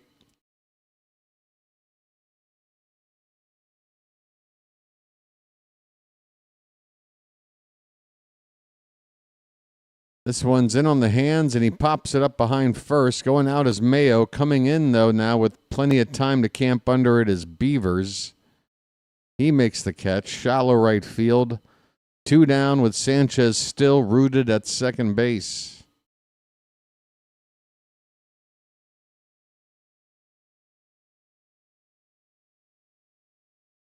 By the way, concerning the salary of this player, how much is Tits worth?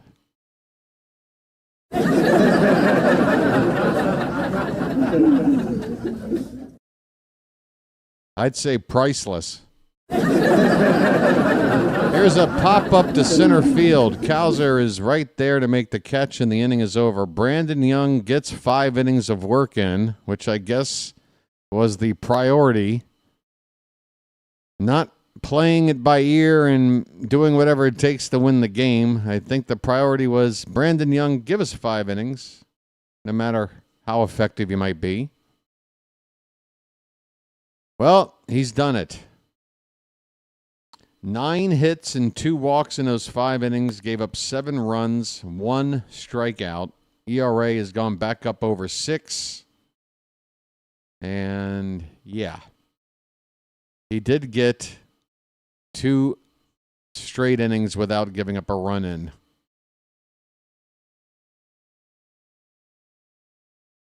The game is half over. It's time for the offense to get going. Give us a reason to think we could come back. 6 runs is a big comeback. We might not be able to get all the way back, but I'd like to see us give us a reason to think it's possible. And by that I mean, let's get a couple of runs back. Let's get a couple of runs back. I need a lucky. Holy cow, it's been forever. Wrong with me. Folks, I will be back in a jiff. Don't goo anywhere. Is that... Oh, never mind. All right. Be right back. Oh, wow. Here he comes. Let me show you what I mean now. By the first thing you do is get right up in their face, you point the finger. Then if you can't get close enough, you turn the hand around and kick some dirt. And then if he's missed a strike, you get over here and you put dirt all over the thing. You throw the hat down, you pick it up, you throw it, and then you're so bad, you throw him out of the game. You're out of here.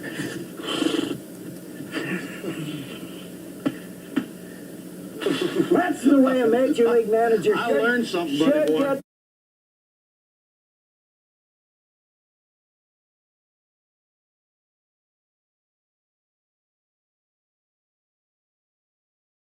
On this date in 1977, Brooks Robinson announced his retirement. I was born in May of that year.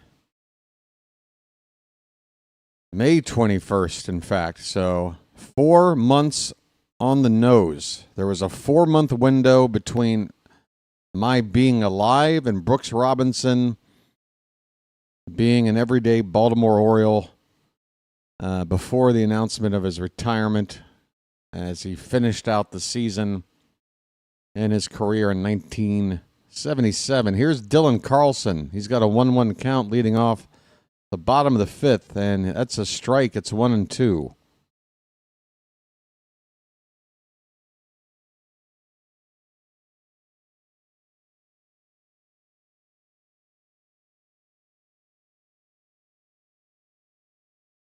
That one's a little bit outside. Count even up at 2-2 on Carlson.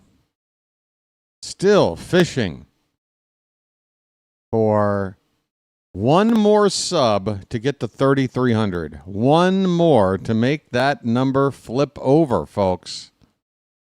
Here's an opposite field ball that could get down. A diving attempt, but it pops out of the glove of Dubon.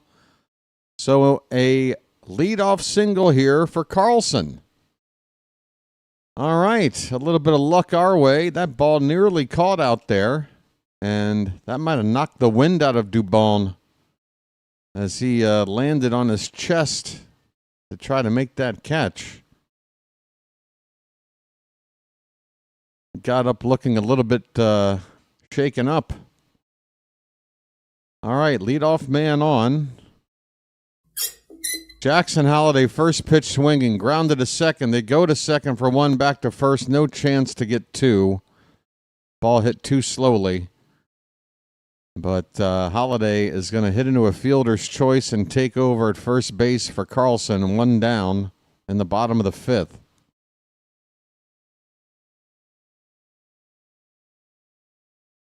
Jeremiah Jackson. Jeremiah was a bullfrog. Boom, boom, boom.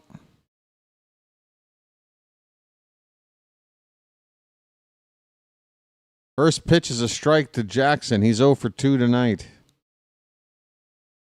Playing third base tonight for the second time in the absence of Jordan Westberg.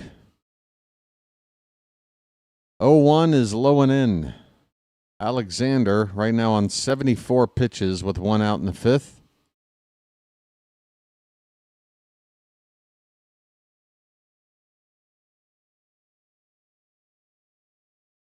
The 1-1 is a tapper over the pitcher's mound. This could be trouble. No, Jackson can't beat it out. Man, I thought he had the speed to potentially beat that out. Apparently not. That ball just got over the head of the pitcher on the other side of the mound. And man, I thought Jackson could beat that out. 2 down in the inning with a runner at second base.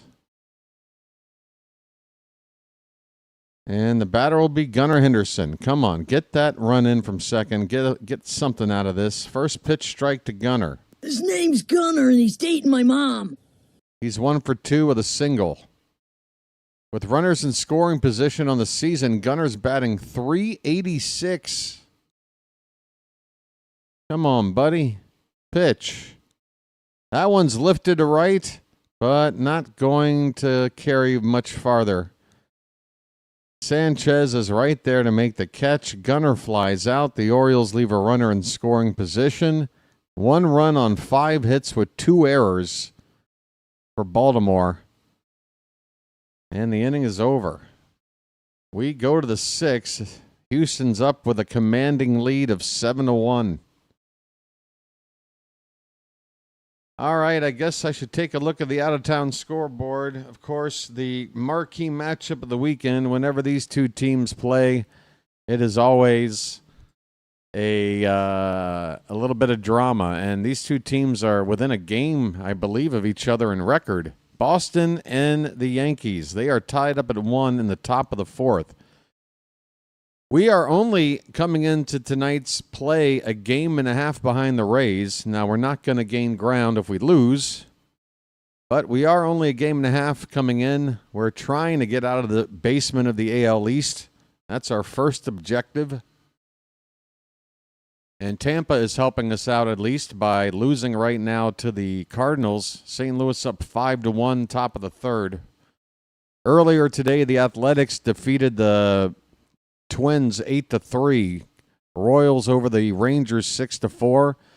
Milwaukee wins again. They beat the Cubs 4-1. Dodgers over the Rockies 9-5. Nationals beat up on the Mets. Boy, the Mets are reeling. It's 9-3 Nats. The Padres doubled up the Giants 8-4. And I guess there are no other late West Coast games starting later tonight. Is that right? Games are either in Yeah, it's a light schedule on a Thursday. So we are one of only 3 games going right now. And I'm sorry to report that of the 3 games, ours is the least dramatic. The Yankees, by the way, just took the lead on Boston. It's now 2-1 Yankees. They have the bases loaded right now with only 1 out.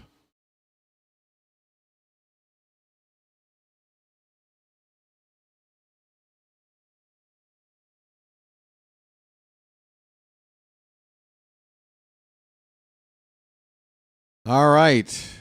Brandon Young still out there? First pitch is grounded to first. Young goes to cover the bag, and it looks like he just twisted an ankle or something.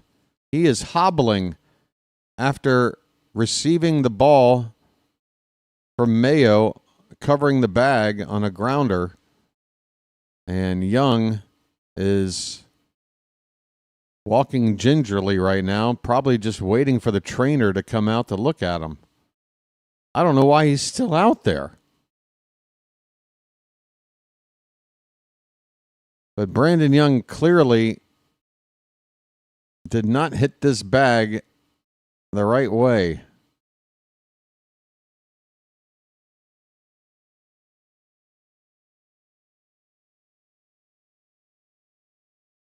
Looks like he's favoring his left foot, and now they're going to walk him off the field, so he's done. They're not even going to look at him on the mound. Man, now I feel terrible for Young. You did this to him. Now he's hurt. You could have given him, you could have allowed him to, it wasn't a good night for him. He would have been pulled early. He wouldn't have been happy about it, but you might have been able to pull him, giving up 4 runs instead of 7. Now you made him not only go 5 innings, you make him come out for the 6th. And here you go, 1 batter in, and now he's injured. Well, now we know exactly what's going to take place. He's done.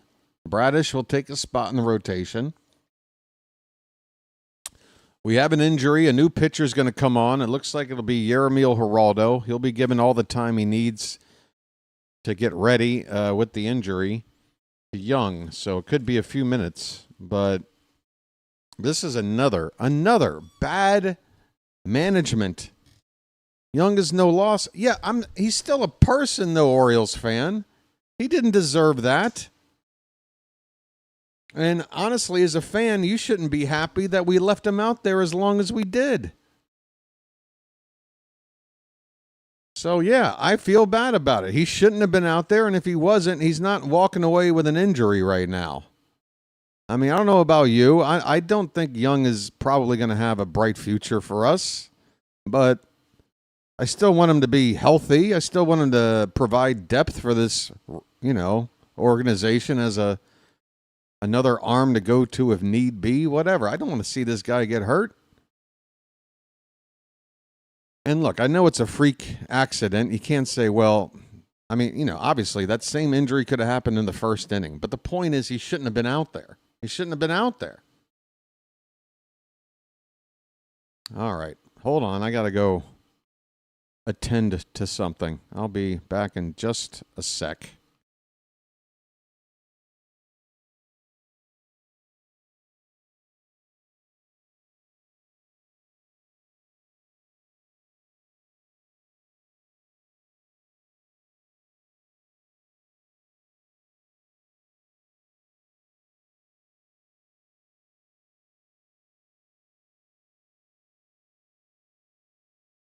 Another injured Oriole.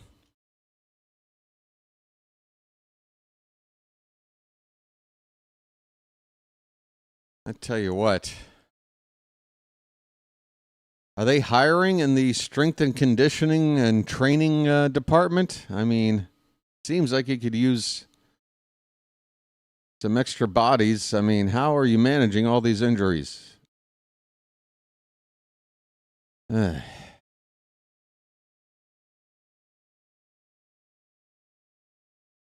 Yeah, I mean, I even said it the night he pitched his gym. I said it. I'm like, look, I don't know what the future has in store for Brandon Young. I don't know if he'll pitch another 20 innings in Major League Baseball.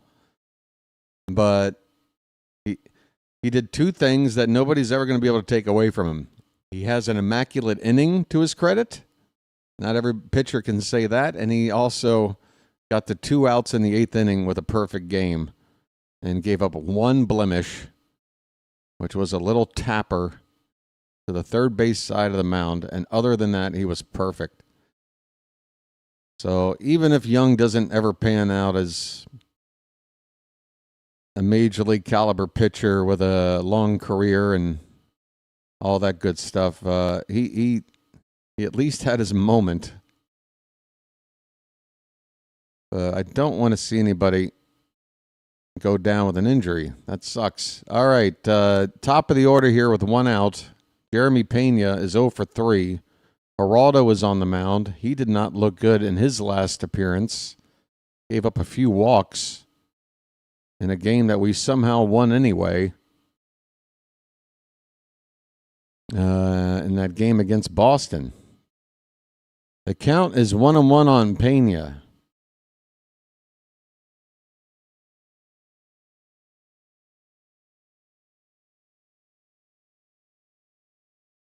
Pitch is low and away. 2-1.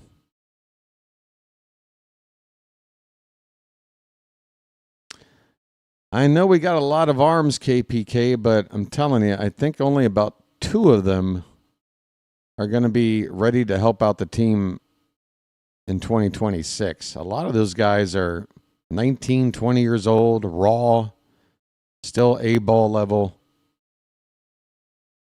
Popped up by Pena on the infield. Mayo is waving everybody off. He makes the catch for the 2nd out in the top of the 6th.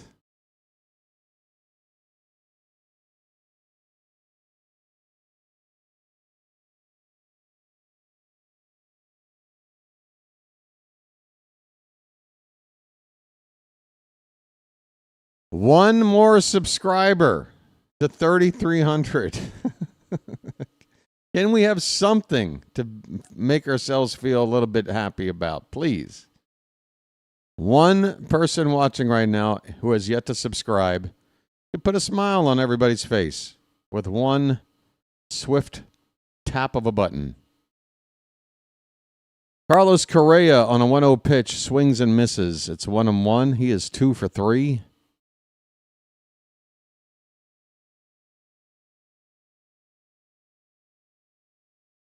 There you go, Erica. Get everybody on board and hook them up. Tell them if they stay subscribed, you'll hook them up with snacks.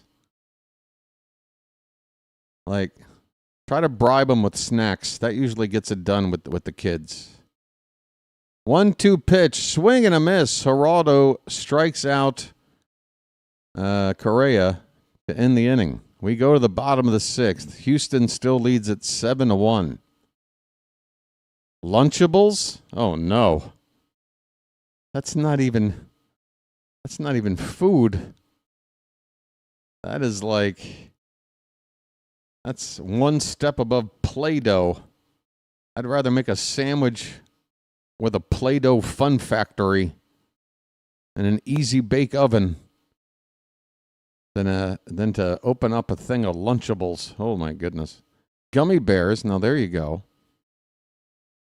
Now are these the fun kind of gummies? Do you think the pitcher who throws 100 plus could be a future closer? Which pitcher is that, Michael? Hey, you know who we need to start talking about pitching-wise is Trey Gibson. Trey Gibson is now up with AAA Norfolk, and Gibson is working his way up the Oriole prospect list. Also, Chase McDermott. If you're looking for a guy that might help us out in the bullpen, McDermott has been, they're working on converting him into a reliever. He's made several relief appearances lately and has been putting up some really nice numbers. So McDermott, we might see here before the end of the season, helping out the bullpen.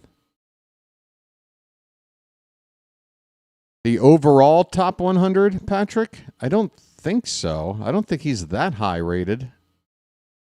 But I could be wrong. I think he's only like number 12 for us, but he's been moving up. I can take a look real quick.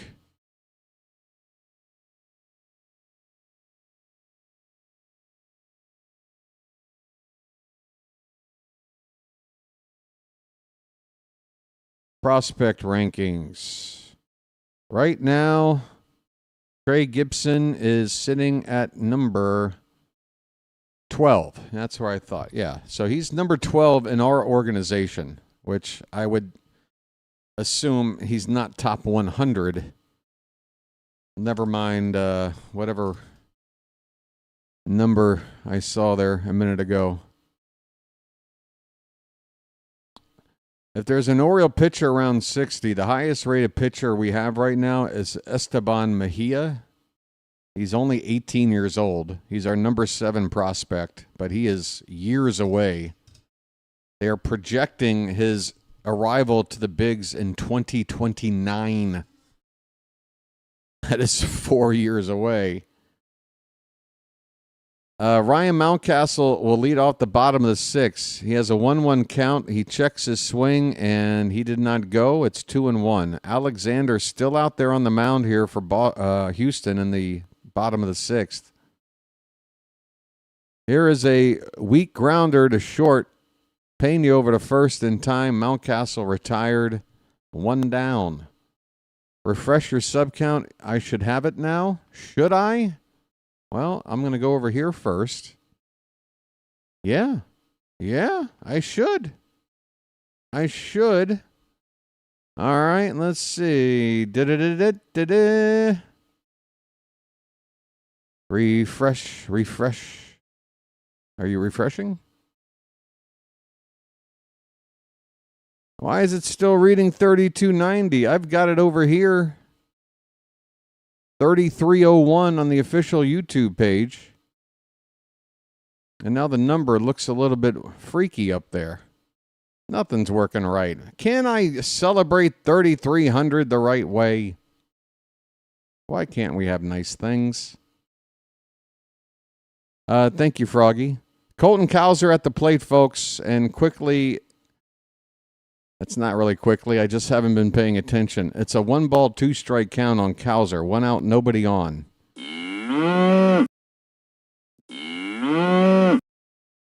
That pitch is low, 2-2. Did it pop up now? Ladies and gentlemen, 3,300, 2/3 of the way till 5K. As Cowser with a line drive base hit in the right field. Folks, do you see the magic of subscribing? Thank you to number 3,300. We've got instant offense just like that.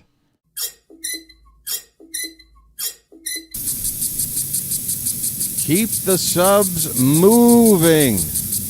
Keep the subs moving. Here is Basayo. He takes a big hack at the first pitch and fouls it back. Basayo 0 for 2. Cowser at first with 1 out. Alexander's on 87 pitches. Hopefully he is getting near the end of the line. Hey, Carl, you're selling me short by 1,100 subs. The 0-1. That ball's lined. Center field. Base hit for Basayo. Slammin' Sammy got his first hit of the night. He has yet to have a game where he hasn't contributed at the plate in some way. He does it again here. Keeps the line moving. 2 on now.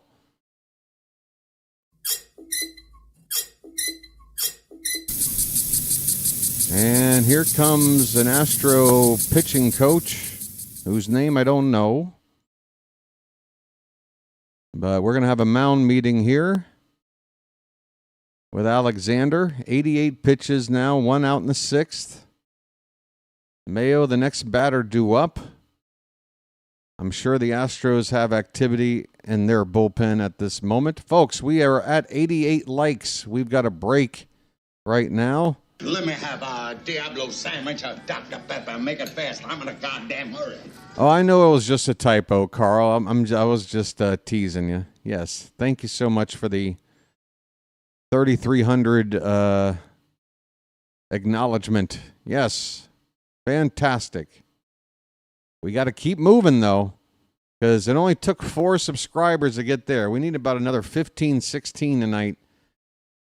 We want 20 subs a night to finish up on 4,000 at the end of the season. Thank you, Frank. All right, first pitch to Mayo is inside for ball 1. Folks, bugle time.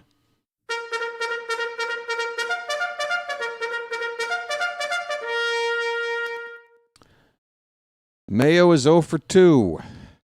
Really needs to cash in here. Get us something back. Give us a reason to believe. That's a strike. 1-1 on Mayo.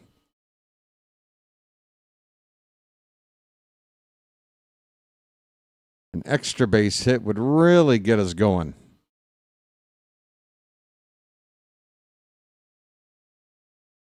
Pitch. That one's hit hard. And a base hit into left field. Are they going to send the runner? No. Cowser will be held at third. Bases loaded. 1 down.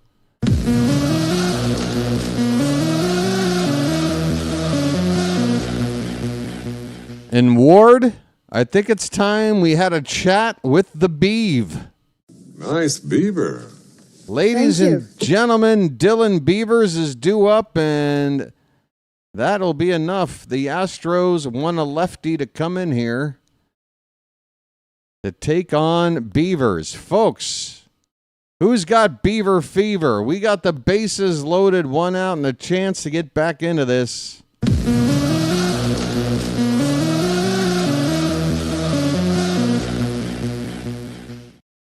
Come on now.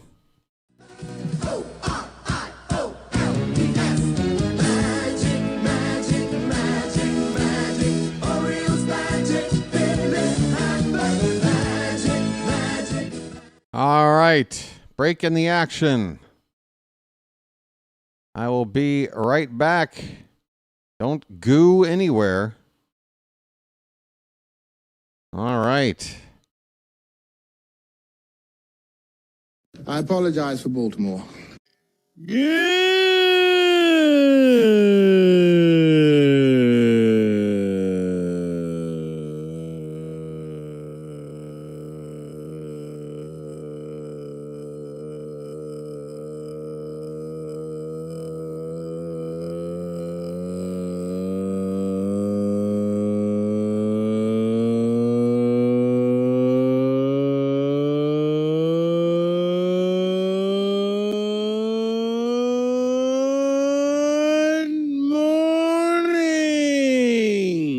This being Baltimore and all.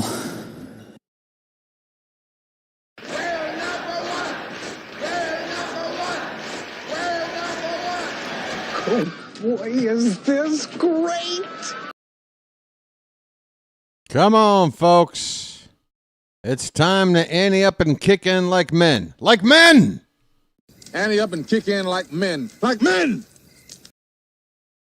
Ante up and kick in like men. Like men!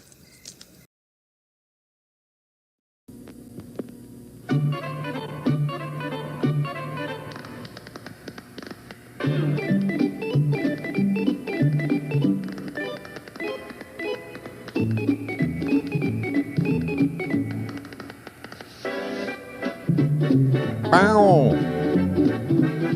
Bow. Bow. Well, apparently it's strike 1 to Beavers. It's already up on the screen, which means I'm getting spoiled, which means we're going to go over here as Beavers fouls off that first pitch. Folks, no spoilers. Beavers is up with the bases loaded facing Steven Okert, a lefty making his 52nd appearance. He's got a 3.05 ERA and 56 innings of work.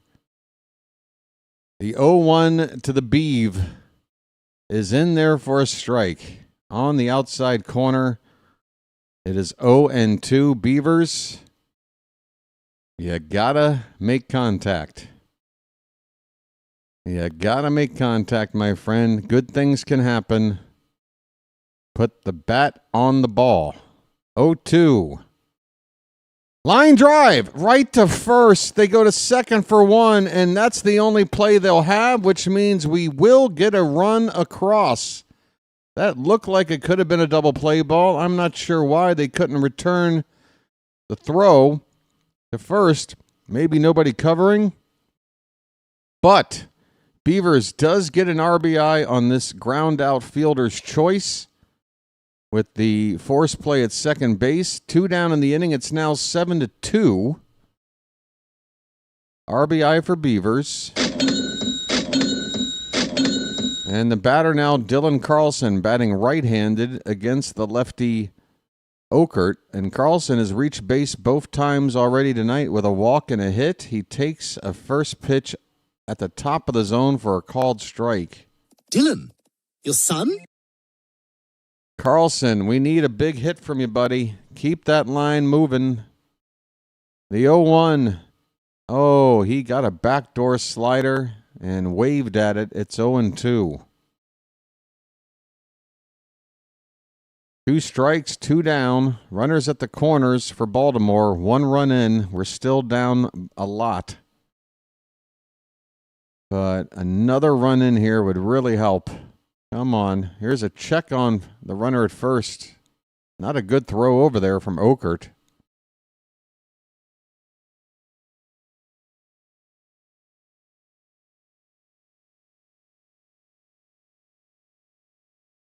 All right.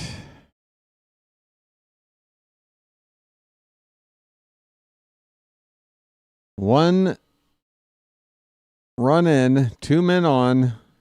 2 out. The 0-2 swung on and missed. Okert with the backdoor breaking ball, and Carlson strikes out. The Orioles do get something, but 1 run isn't quite enough to make us feel like we've got the momentum on our side. We need a bigger inning than this, and time is running out. We are moving on to the 7th, folks. The Astros lead this one 7-2. Folks, would you like to know what the Orioles' top prospect list looks like right now? The rankings. Sammy Basayo is still our number 1 ranked prospect. Beavers is number 3. Do you know who's the number 2 guy? He hit his first home run as an Oriole at some level. Ike Irish. The first pick we took in the draft back in July. He is our number 2 prospect right now. Just 21 years old. Beavers is 3rd. Enrique Bradfield Jr. is 4th. Vahiva Aloy, my boy, shortstop. He's 5. He was also drafted most recently. Slater DeBron is our 6th guy, also drafted in July. He was the compensation pick we got after trading Brian Baker to Tampa a few weeks before, actually just days before the draft. And then again, our highest rated pitcher is Esteban Mejia. He's only 18. Nate George, 19-year-old outfielder. He's 8th. Boston Bateman, that's the big get from the trade with the Padres. He's a big boy, 6'8", 240 pounds, and still a teenager. Left-handed pitcher. But he is not expected to be a part of the big team until 2028. Caden Bodine, that was the 2nd catcher the Orioles took in the draft in July. He is our number 10 prospect. So we've got 4 of our top 10 prospects, guys we just drafted. And then a 5th guy we got from trade at the deadline there. Then you got Gibson, Warren Watts-Brown. That's the guy we got in the trade, I believe, with the Mets for Ced Mullins. Grant Wolfram is on the pitch for the Orioles. So, wow. Let's get back into this game here. Altuve is at the plate. He's got a count of 1-0. 3, 4, 5 batters due up for Houston. Wolfram's next pitch is a strike. So Geraldo came in to get the final 2 outs in the 6th. Did not give up a hit or a walk, but only threw 8 pitches. But even though there's a righty leading off here, the Orioles turn to the lefty Wolfram. Pitch bounces into Altuve. It's 2 balls and a strike. The future Hall of Famer is 0 for 2 tonight at the plate.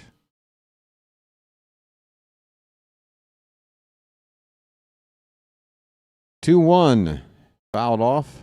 2-2.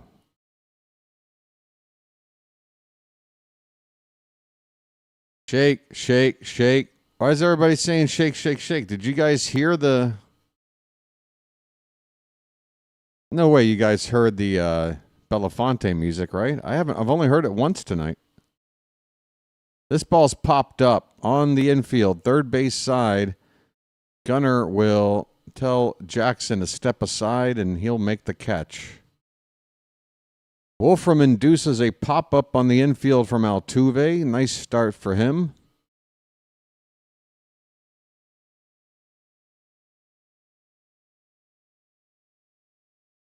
I guess we can head back on over here.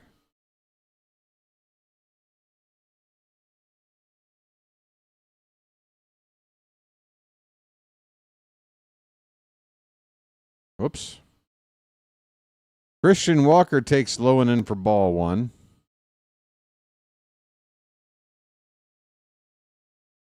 Next win for Baltimore will be number 60. We are 59-67 coming into tonight after winning 6 out of our last 7 ball games. We've got our work cut out for us to keep that momentum going here. We're down 5 late. Here's a ground ball foul. 1-1 the count on Christian Walker. What happened to the scoreboard? It got sliced in half.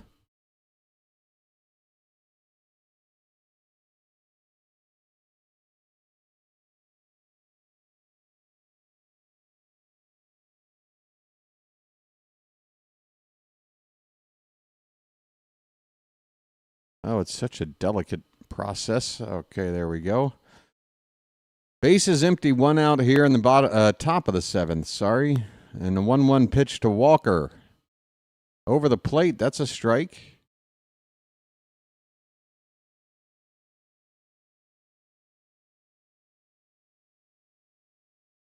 Is that J.D. Vance in the booth? Kind of looks like him. This guy's not nearly as Cabbage Patch looking, but a bit of a resemblance.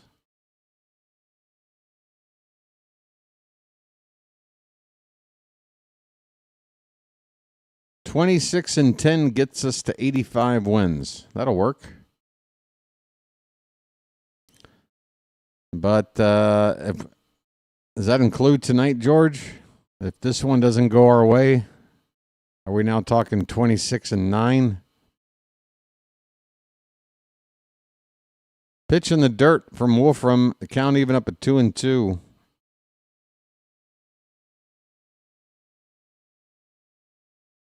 All right.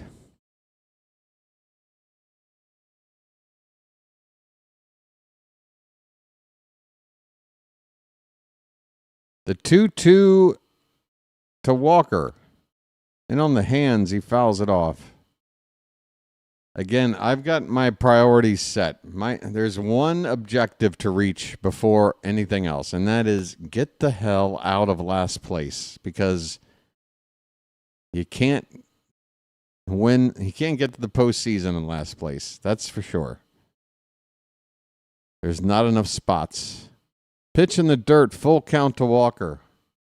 So let's just try to leapfrog Tampa, and then if we do that, then we can talk about our next goal, maybe getting back to 500. If we can do that, and there's still time left in the season, Maybe go on a 9-game win streak to finish it out. That would be nice. Still 3-2 on Walker after a foul ball. Long at bat here.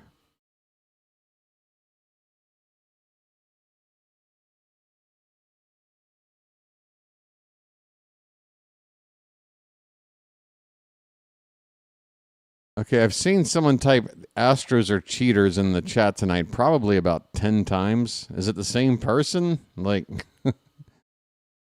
we're all aware of the history of the Astros, right? Like, nobody's breaking any news here with that. Hey, Lance Armstrong cheated too. Did you know that? Payoff pitch. Hit on the ground hard. Down the third base line, but foul.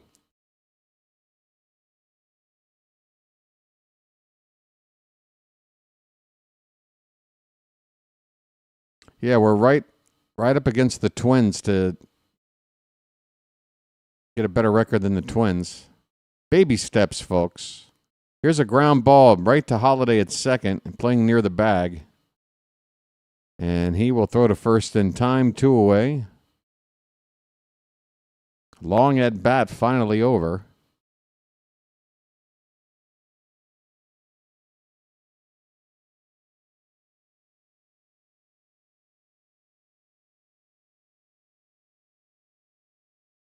Yep, a lot of people don't like Houston, and I can understand why. That's why it kind of hurt to see Urias go over there. But tell me this, if Framber Valdez hits free agency and the Orioles wind up signing him, are you going to welcome Valdez, the former Astro, to our rotation with open arms, or is there going to be some bitterness there? Because if there's going to be bitterness, maybe we shouldn't be looking at Valdez. Jesus Sanchez is 3 for 3 already tonight. He's got a 1-1 count. That ball's lifted to right. Going back as Beavers. That ball's going to split the gap and hit the wall. Sanchez has a 4 for 4 night as he hits a stand-up double here with 2 down. Well, even against the lefty, Sanchez having no problems at the plate tonight.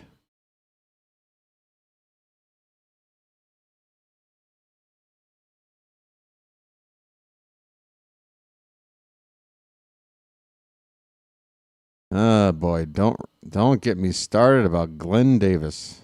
My oh my. There is a strike to Yainer Diaz. He's 1 for 3. That one hit was a 2-run homer back in the 3rd inning. Splits the gap with Beavers. That ball bounces in and bounces off the chest protector of Basayo all the way over toward the camera well. Sanchez will move up to third base.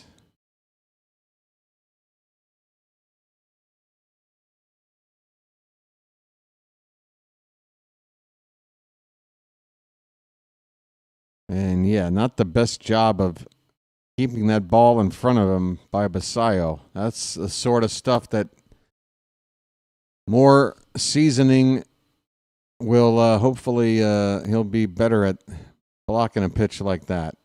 This ball's hit on the ground to short. Should end the inning. Gunner to first in time. And that will end the inning. The Orioles do get out of the jam with the Astros stranding a runner at third. It is 7th inning stretch time, and where's Harry when you need him, folks? Shake, shake, shake, senora, shake your body line. Shake, shake, shake, senora, shake it all the time. Up, up, up, senora, work your body line. Shake, shake, shake, senora, shake it all the time. Jump in the line, rock your body in time. Okay. I believe you. Jump in the line. Rock your body in time. Hey! All right, folks. 7th inning stretch in Baltimore. We need a big, big, big, big rally. Big. I'm talking huge. I'm talking 500 cakes worth of a rally. So, folks, get them up on this chat right now. It's time to throw some cakes on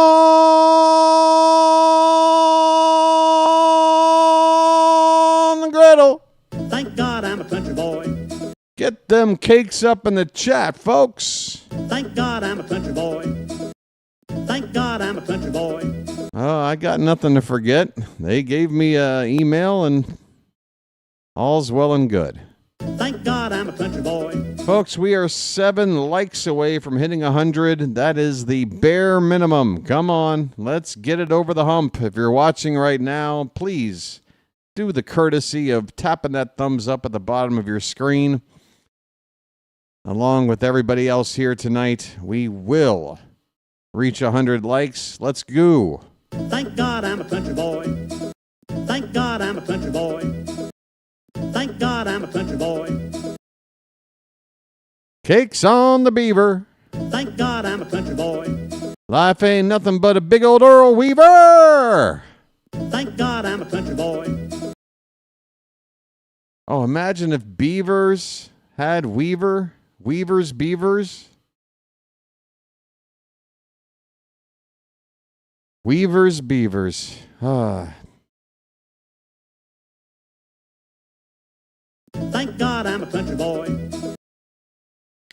Jackson Holiday, top of the order, first pitch swinging, grounds it right to third. Correa will throw out Holiday, 1 pitch, 1 out. Not the way to get a rally started in the bottom of the 7th. 1 out already on 1 pitch. Here is Jeremiah Jackson. Jeremiah was a bullfrog. 0 for 3. Jeremiah picks up and in for ball 1.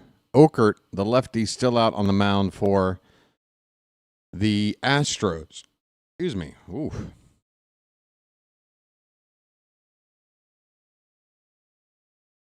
This one's tapped in front of the plate. The catcher, Caratini, will get to it. Throw to first in time. Jackson retired.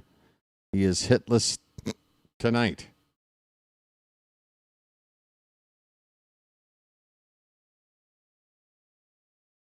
We are running out of outs, folks. 2 down in the 7th, down 5. Bases empty. Here's Gunner. His name's Gunner, and he's dating my mom. A right-hander, Caleb Ort. Ort is out warming up for Houston. Gunner takes a first pitch strike.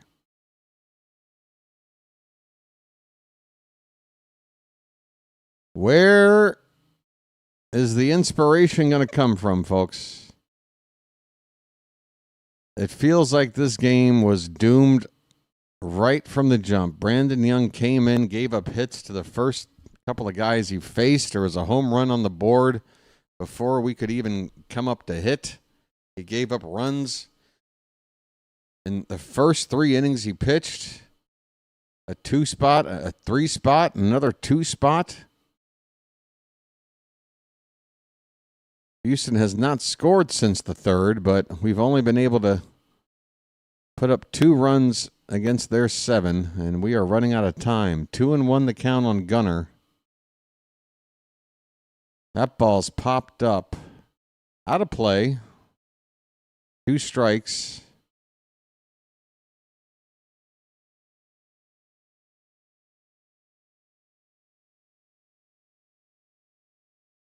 Yeah, we miss Valdez this series. I think we see Christian Javier, we see Spencer Arrighetti, and we see Lance McCullers. Those are the other 3 pitchers this weekend. Swing and a miss. Gunner strikes out, and we are running out of time. I'll tell you this, Gunner needs to come up to hit 1 more time. If he doesn't, then we can't win. 2 more innings left. We got to get through the order to get him back up there again. We move to the 8th. The Orioles are down 5.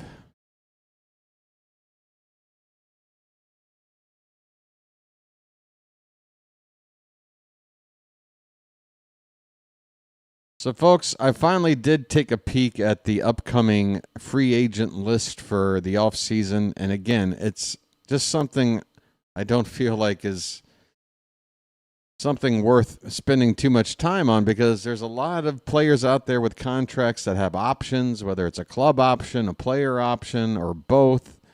We don't really know for 100% if some of these players will indeed be free agents. But I'm telling you right now, I'm wanting to grab an outfielder, and I want to grab a right-handed bat, and I want it to be a bat that is strong enough to get in the middle of our order. Basically, the kind of bat that Elias was hoping Tyler O'Neill could be.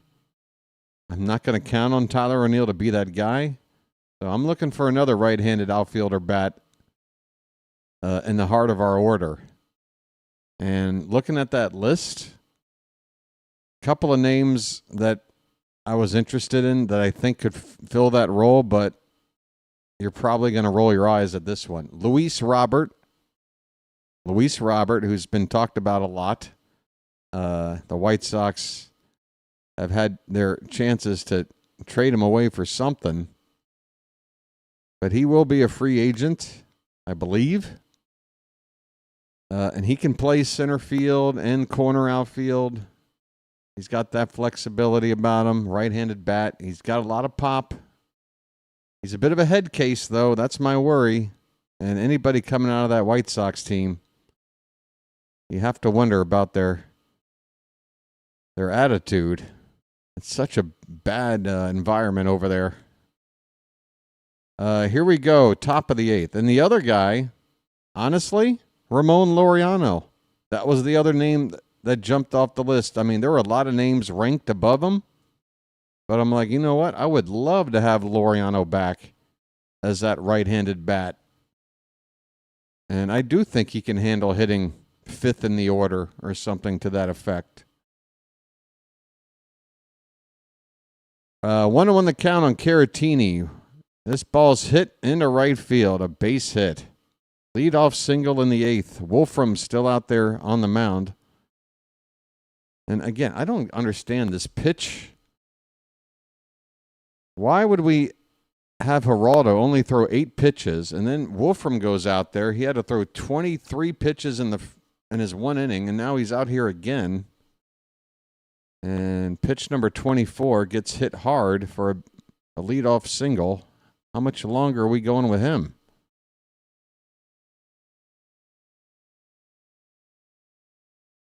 Well, you say he doesn't hit well, KPK. I mean, he's been an all-star. There was a point where he had it figured out. I mean, a change of scenery for a guy like that could really unlock the kind of numbers that you would want to see in the middle of your order. Here's a ground ball toward Holiday's left. He will field it, get it to first in time. 1 away with the runner moving up to second, Caratini. Look, trust me, Robert is a gamble. But 220 have 5 guys hitting that. Yeah, well, here's the deal. Laureano could regress back to being a 220 hitter. It could happen.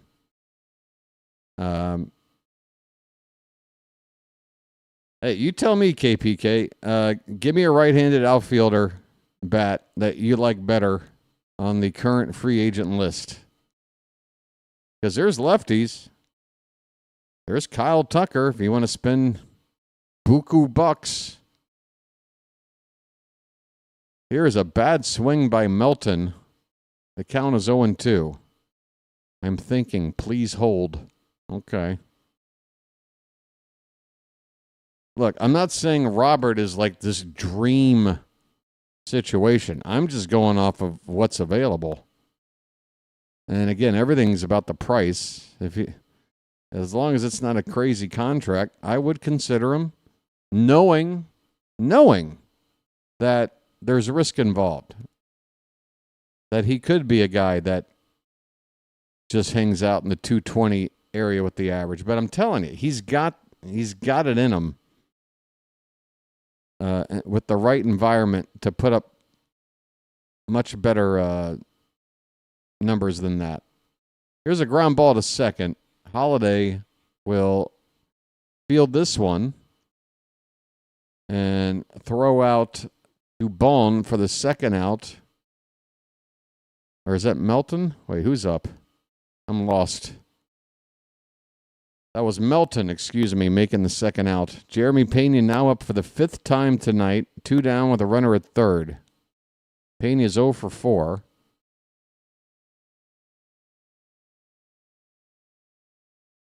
Here, there you go. Right now, Luis Robert on a bad team. 13 homers, 52 RBI, 31 steals.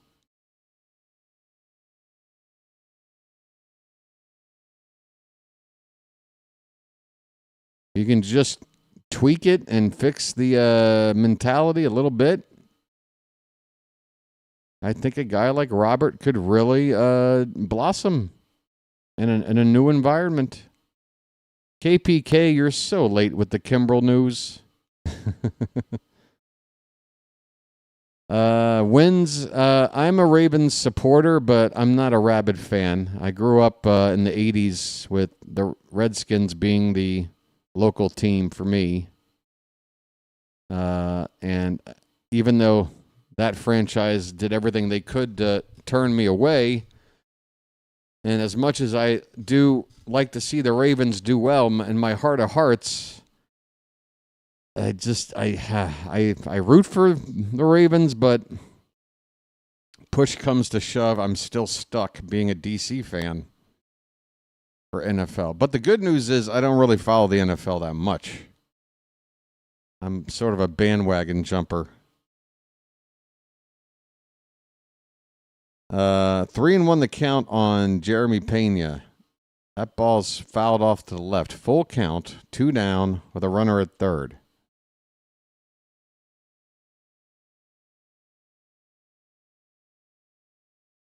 Trust me, once this baseball season's over, I'm not going to be getting up on Sundays and watch football from midnight till 10 a.m.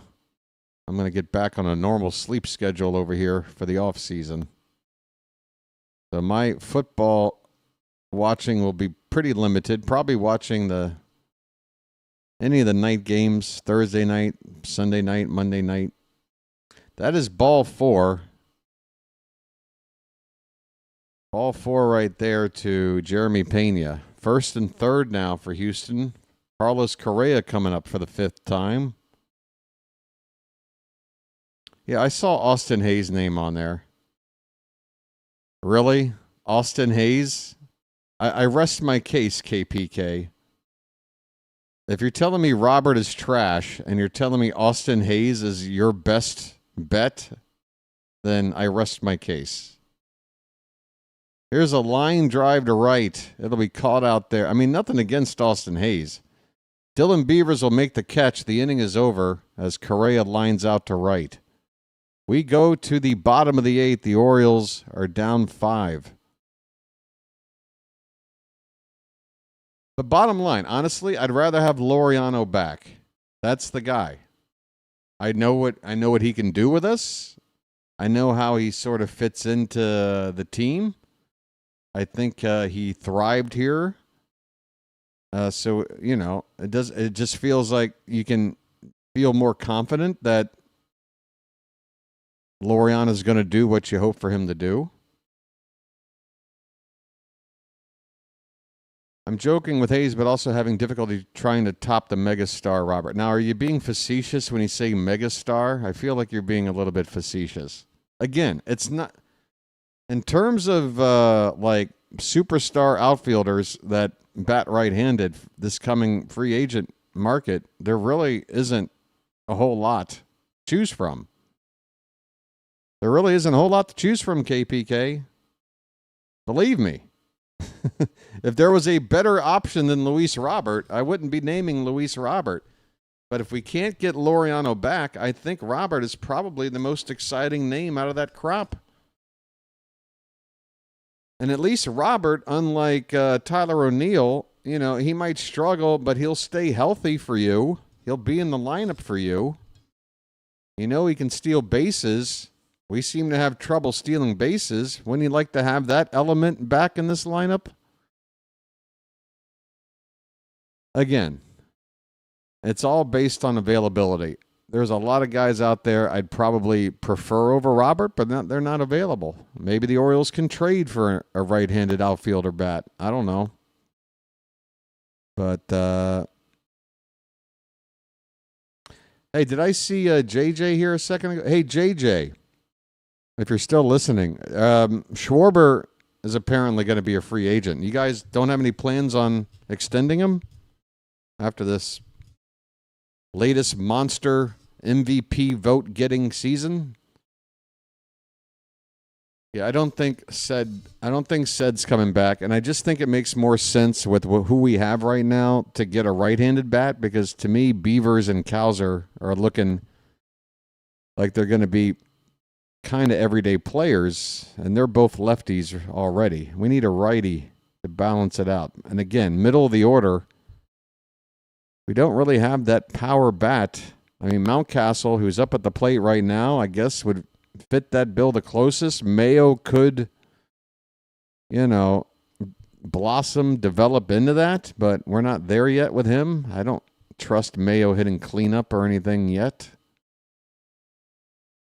0-1 pitch to Mountcastle's outside. 1 ball, 1 strike. We're in the bottom of the 8th. Caleb Ort is on the mound. Right-hander. 42nd appearance of the season, a 4.66 ERA. Here's a grounder towards second. Backhanded there by Altuve. Throw to first in time. Mountcastle's retired. We've got 5 outs left to play with. Yeah, I saw Gurriel's name, KPK, and, probably the next option down off of my short list of Laureano and Robert, but I'm still sticking with my list. I mean, at least acknowledge this, KPK. Robert seems a little more interesting now that you had a look at who the available guys are, right? Again, if there were other better options, I'm looking at other better options. Well, I want Laureano first.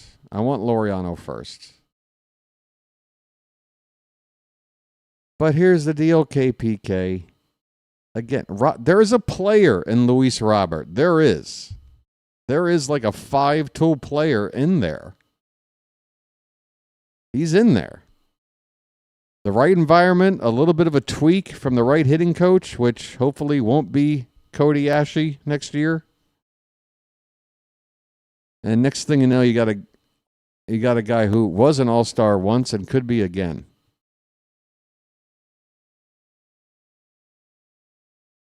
Why am I talking up Luis Roberts so much? I don't know. Hey, Colton Cowser's got a 3-0 count at the plate, folks. By not talking about him, he's almost on base. There's a called strike on the outside edge. 3-1 on Cowser.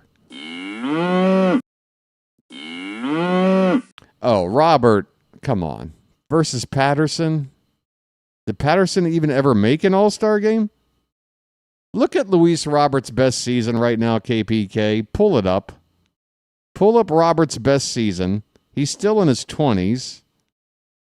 And compare it to Corey Patterson's best season. It's not even close. It is ball 4 to Cowser.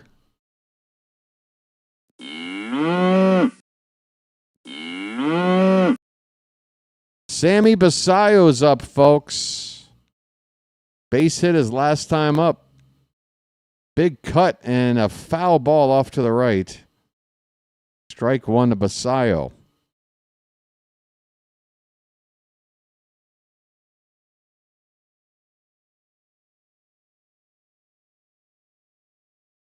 JJ just realized the Robert Pattinson connection. That is funny. Folks, we're in the twilight hour of this game. And that is low to Basayo. 1 ball, 1 strike.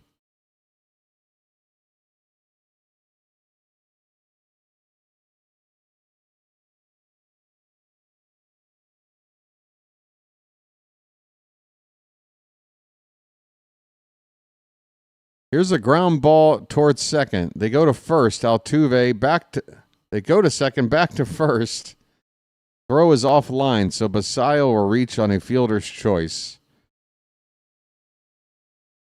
Cowser eliminated at second. 2 down in the inning.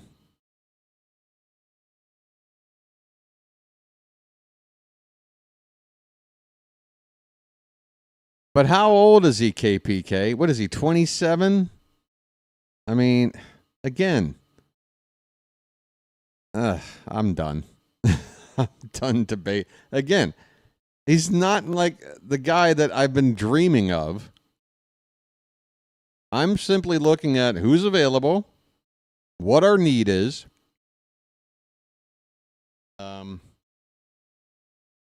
Yeah, and again, Laureano would be my first choice just because we know who he is. We know he gelled with this team already, and I'm happy to have him come back for the right price. For the right price. 0-2 on Kobe Mayo, folks. Base runner at first, 2 down. Let's get it all on there. Just spread it out. Here comes Caratini to talk to Ort. Mound meeting for the Astros. Take your time. I got nothing to do. Let me have a Diablo sandwich of Dr. Pepper. Make it fast. I'm in a goddamn hurry.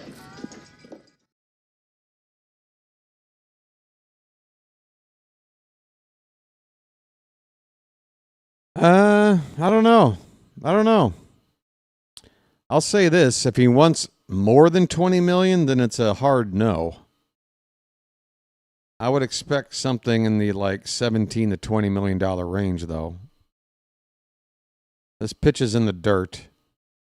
It's the years that I probably am more concerned about. That's usually how I feel about all contracts in this day and age. I'm thinking a 2-year deal.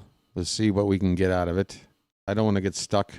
Because that's really the only drawback with a guy like Robert. It's that, yeah, there is a chance that it could be a bust. And we've already got a right-handed outfielder bust eating up salary on the team. So to add another one potentially could really muck up the works. You want the guy we would sign to definitely pan out. Has a club option, but I mean, it's still a possibility. Again, I've already prefaced this, Bam, that anybody we're talking about can still be extended by the team they're currently on, whether or not there is an option. Even if a player is running out of a contract with no option, they could still get extended by the team they're on before they hit free agency. So we don't know 100% what the final list is until after the season's over. But if Laureano is available, I want him back. That's about it.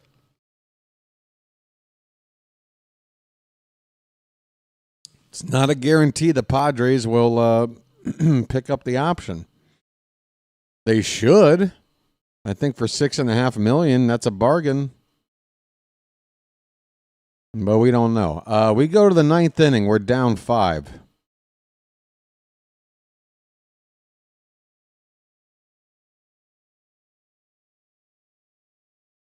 Wow.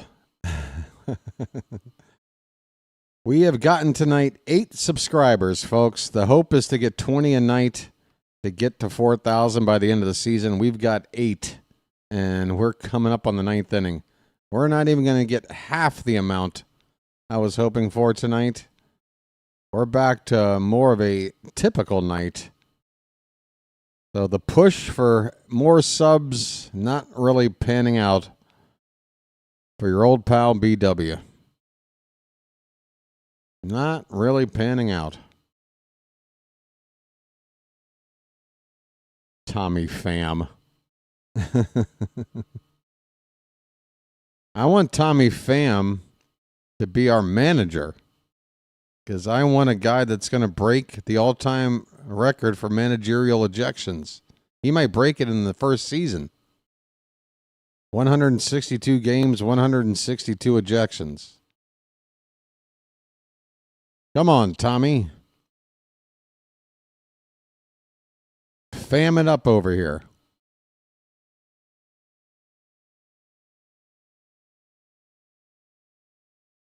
Ninth inning. Oh, yeah. That would be a Tommy Pham thing.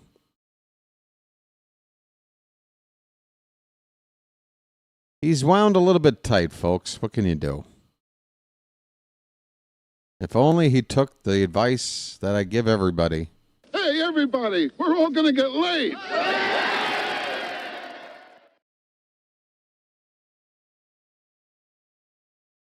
Who do we got out here? Corbin Martin is going to try to mop up this final inning.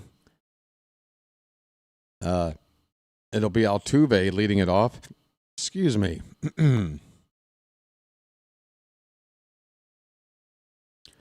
Altuve's hitless tonight. He did draw a walk, 0 for 3. 1-0 pitch is hit on the ground to short. Gunner backhand, straightens up and throws out Altuve, 1 away in the top of the ninth.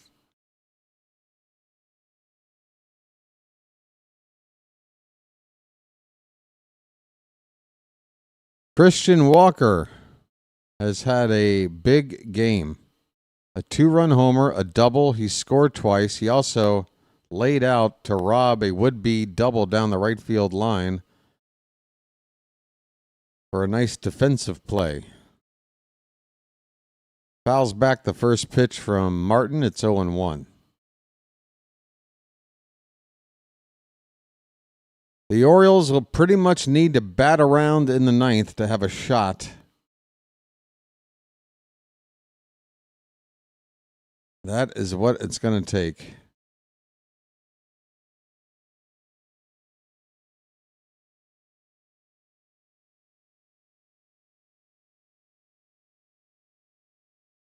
Here's a ball hit on the ground to Gunner. Should be routine, and it is. 2 down. Great outing from Young tonight. Definitely needed. Okay, Gaming Kitchen. What's the angle? What's the punchline? Come on. I'm ready. What's the punchline?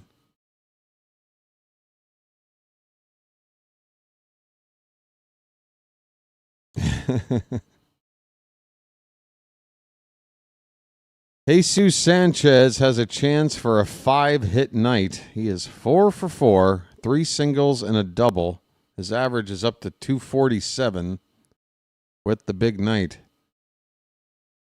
That one's low and away. 1-1. Hey, we positive here. That's right. Positively insane.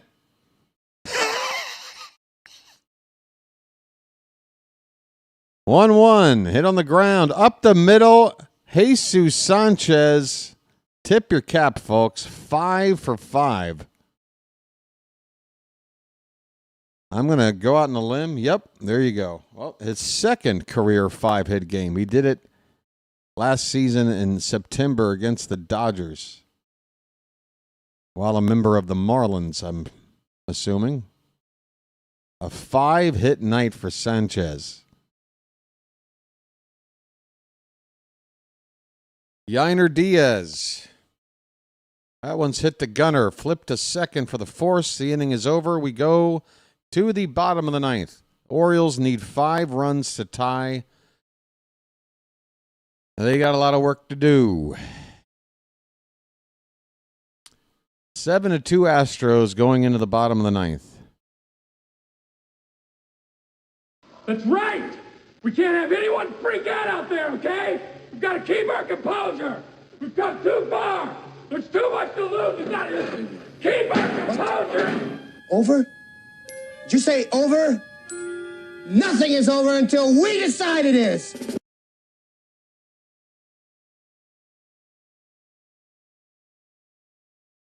I gotta blame tonight's poor performance on the absence of the ghost of Harry Belafonte. I don't get it.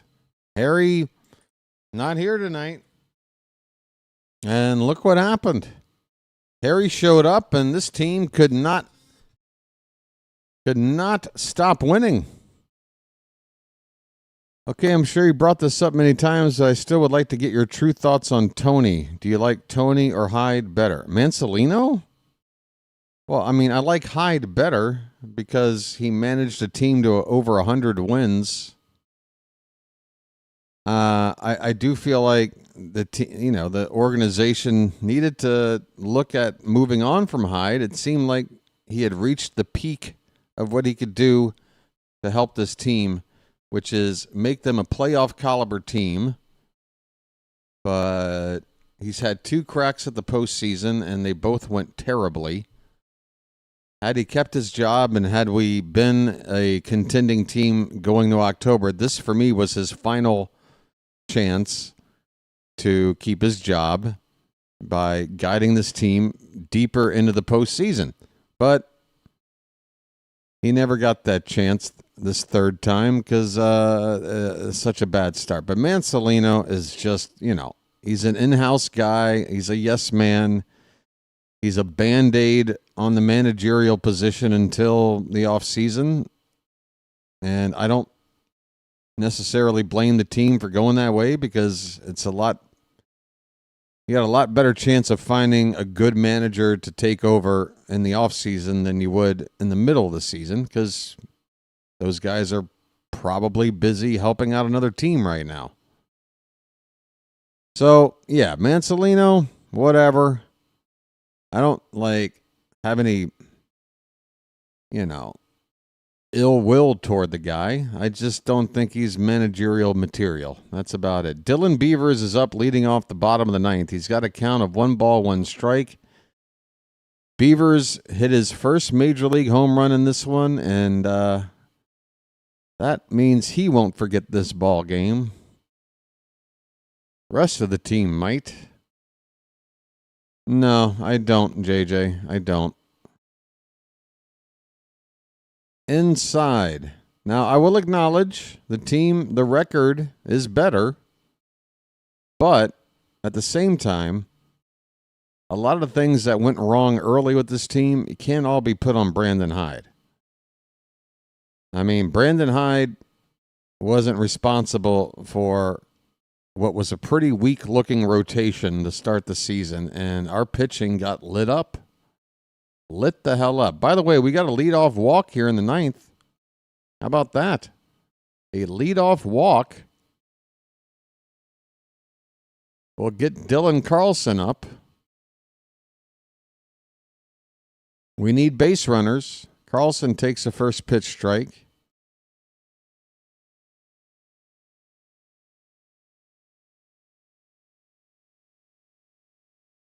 So Beavers gets on.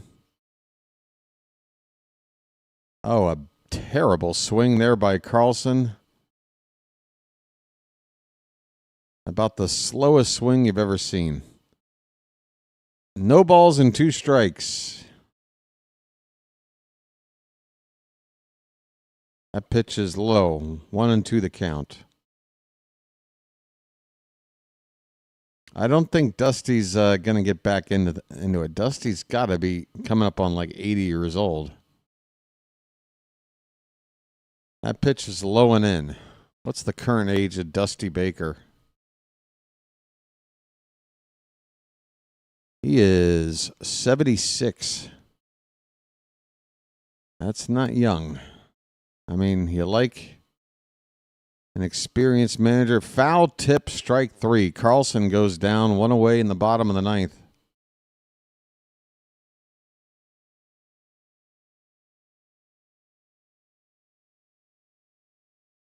Jackson Holiday, 5th time up tonight. 1 for 4. And he takes the first pitch. A sweeper in there for strike 1. By the way, King is the left-hander on the mound here in the 9th for the Astros. I don't want a lifetime Yankee managing my Orioles. Sorry. I don't mind somebody with some Yankee connections. Obviously, Buck Showalter, an example. But, I mean, Mattingly is as a lifetime Yankee. No, I don't want him. No offense to the guy. Seems like a decent chap. But not on my team.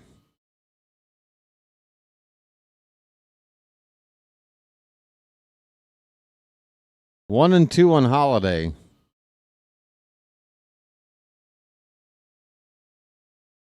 Fouled back. Still a ball and 2 strikes.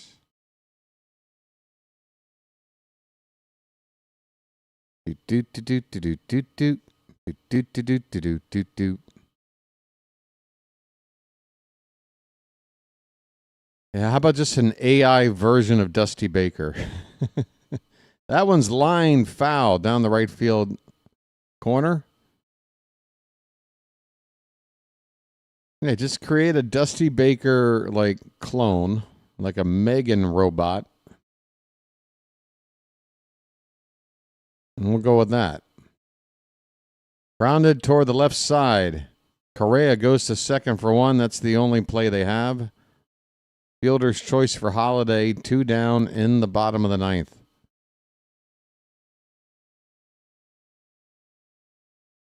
Well, how about this? Didn't they like cryogenically freeze Ted Williams' head? Why don't we go get Ted Williams' head, stick that onto some other body, Frankenstein style, and go with that. This one's fouled away. JJ, you jest, but you'd be surprised how many people are demanding that very thing. The 0-1 to Jeremiah Jackson. 2 down in the 9th. This is grounded toward third, and it's going to be a tough play by Correa. Wild throw. What was he thinking? Holiday will move to third base. So it'll be an infield hit and an error on Correa to allow Holiday to get to third. I mean, you knew as soon as he fielded it, there was no play. But he tried to do the impossible. And the game will continue. Folks, one more base runner. Might start getting a little bit antsy. We need 2 more base runners to get the tying run to the plate.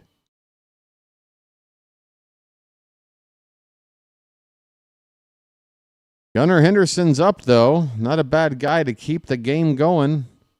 He takes a first pitch high for ball 1. All right. Folks, it ain't over yet. Not quite. His name's Gunnar, and he's dating my mom.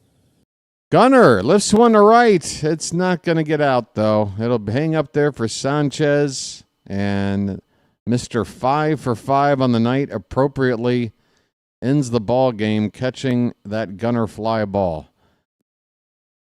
This one is in the books. The Orioles are in the loss column after winning 6 out of their last 7. They take one on the chin here. It was pretty much Houston's night from the jump. Final score, Astros 7, Orioles 2. Houston pounded out 12 hits. We had 9. They made 1 error. We made 2. Alexander will get the win. Brandon Young the loss. No save in this one. Time of the game has not been posted yet. Yeah, the Orioles fall back to 59 and 68. 9 games under 500. Still looking for win number 60. And unable to gain ground on the Rays to try to get out of last place. It was a home debut for Dylan Beavers, and he did give the crowd one moment of something to get excited about, the future of Beavers. He touched off a home run off of Alexander. That was back in the 6th inning, and that helped knock Alexander out of the ball game. Beavers goes 1 for 3 with the 2-run homer. That is the no, that was a solo shot. So he had a home run, and then he also drove in a run on an RBI ground out. So both runs driven in by beavers. And then Basayo, this was the first game he's played where he didn't drive in a run. So the new kids are contributing. Unfortunately, tonight as a whole, the offense not there. And Brandon Young, after a brilliant outing his last time out, came back down to earth. Had a really rough one. 9 hits and 2 walks and 5 1/3. Gave up 7 earned runs. Mancelino should have pulled him earlier. We only wound up using 3 guys out of the bullpen. That's it. We had a day off yesterday. Should have a lot of fresh arms to go with. You mean to tell me we couldn't have used 4 or 5 arms tonight? That's still not everybody. Could have gotten Young out there an inning sooner. Could have helped his ERA out a little bit, and maybe could have helped keep this game closer and easier to come back. But, yeah, lots of maybes and lots of ifs. It all ends with a loss, folks. All right, let's talk about tomorrow night's game. We will begin the broadcast here at 6:55 p.m. Eastern. First pitch will be 10 minutes after 7 o'clock. On the mound, it is going to be Cade Povich, I think, against Lance McCullers. Let me double check. Or is it the Javier Kramer game? It's one or the other. This is the Povich and McCullers. Okay. Cade Povich against Lance McCullers Jr. This game, once again, actually, let me amend my statement. Stream will start at 6:50 p.m. tomorrow. First pitch just 5 minutes after 7 o'clock. So get here before 7. Get yourself prepared, and we'll be off and running right after 7 o'clock tomorrow. Okay? How's the weather in Baltimore? Is the weather this weekend supposed to be good? I know the temperature's been good. By the way, the weather now 9 degrees warmer than it was when the game started. That's a little bit strange. Apparently it's 77 degrees. Or is that what they're... I'm sorry. I think that's the forecast for tomorrow's game that I'm looking at. Forecast tomorrow, 77 degrees, sunny skies. All right, so no threat of rain. We'll play game 2 tomorrow. Cade Povich on the mound. I think that's pretty much it. One more look over here on Twitter. Brandon Young left the game with left hamstring discomfort. That is what knocked him out of a game that he probably should have already been removed.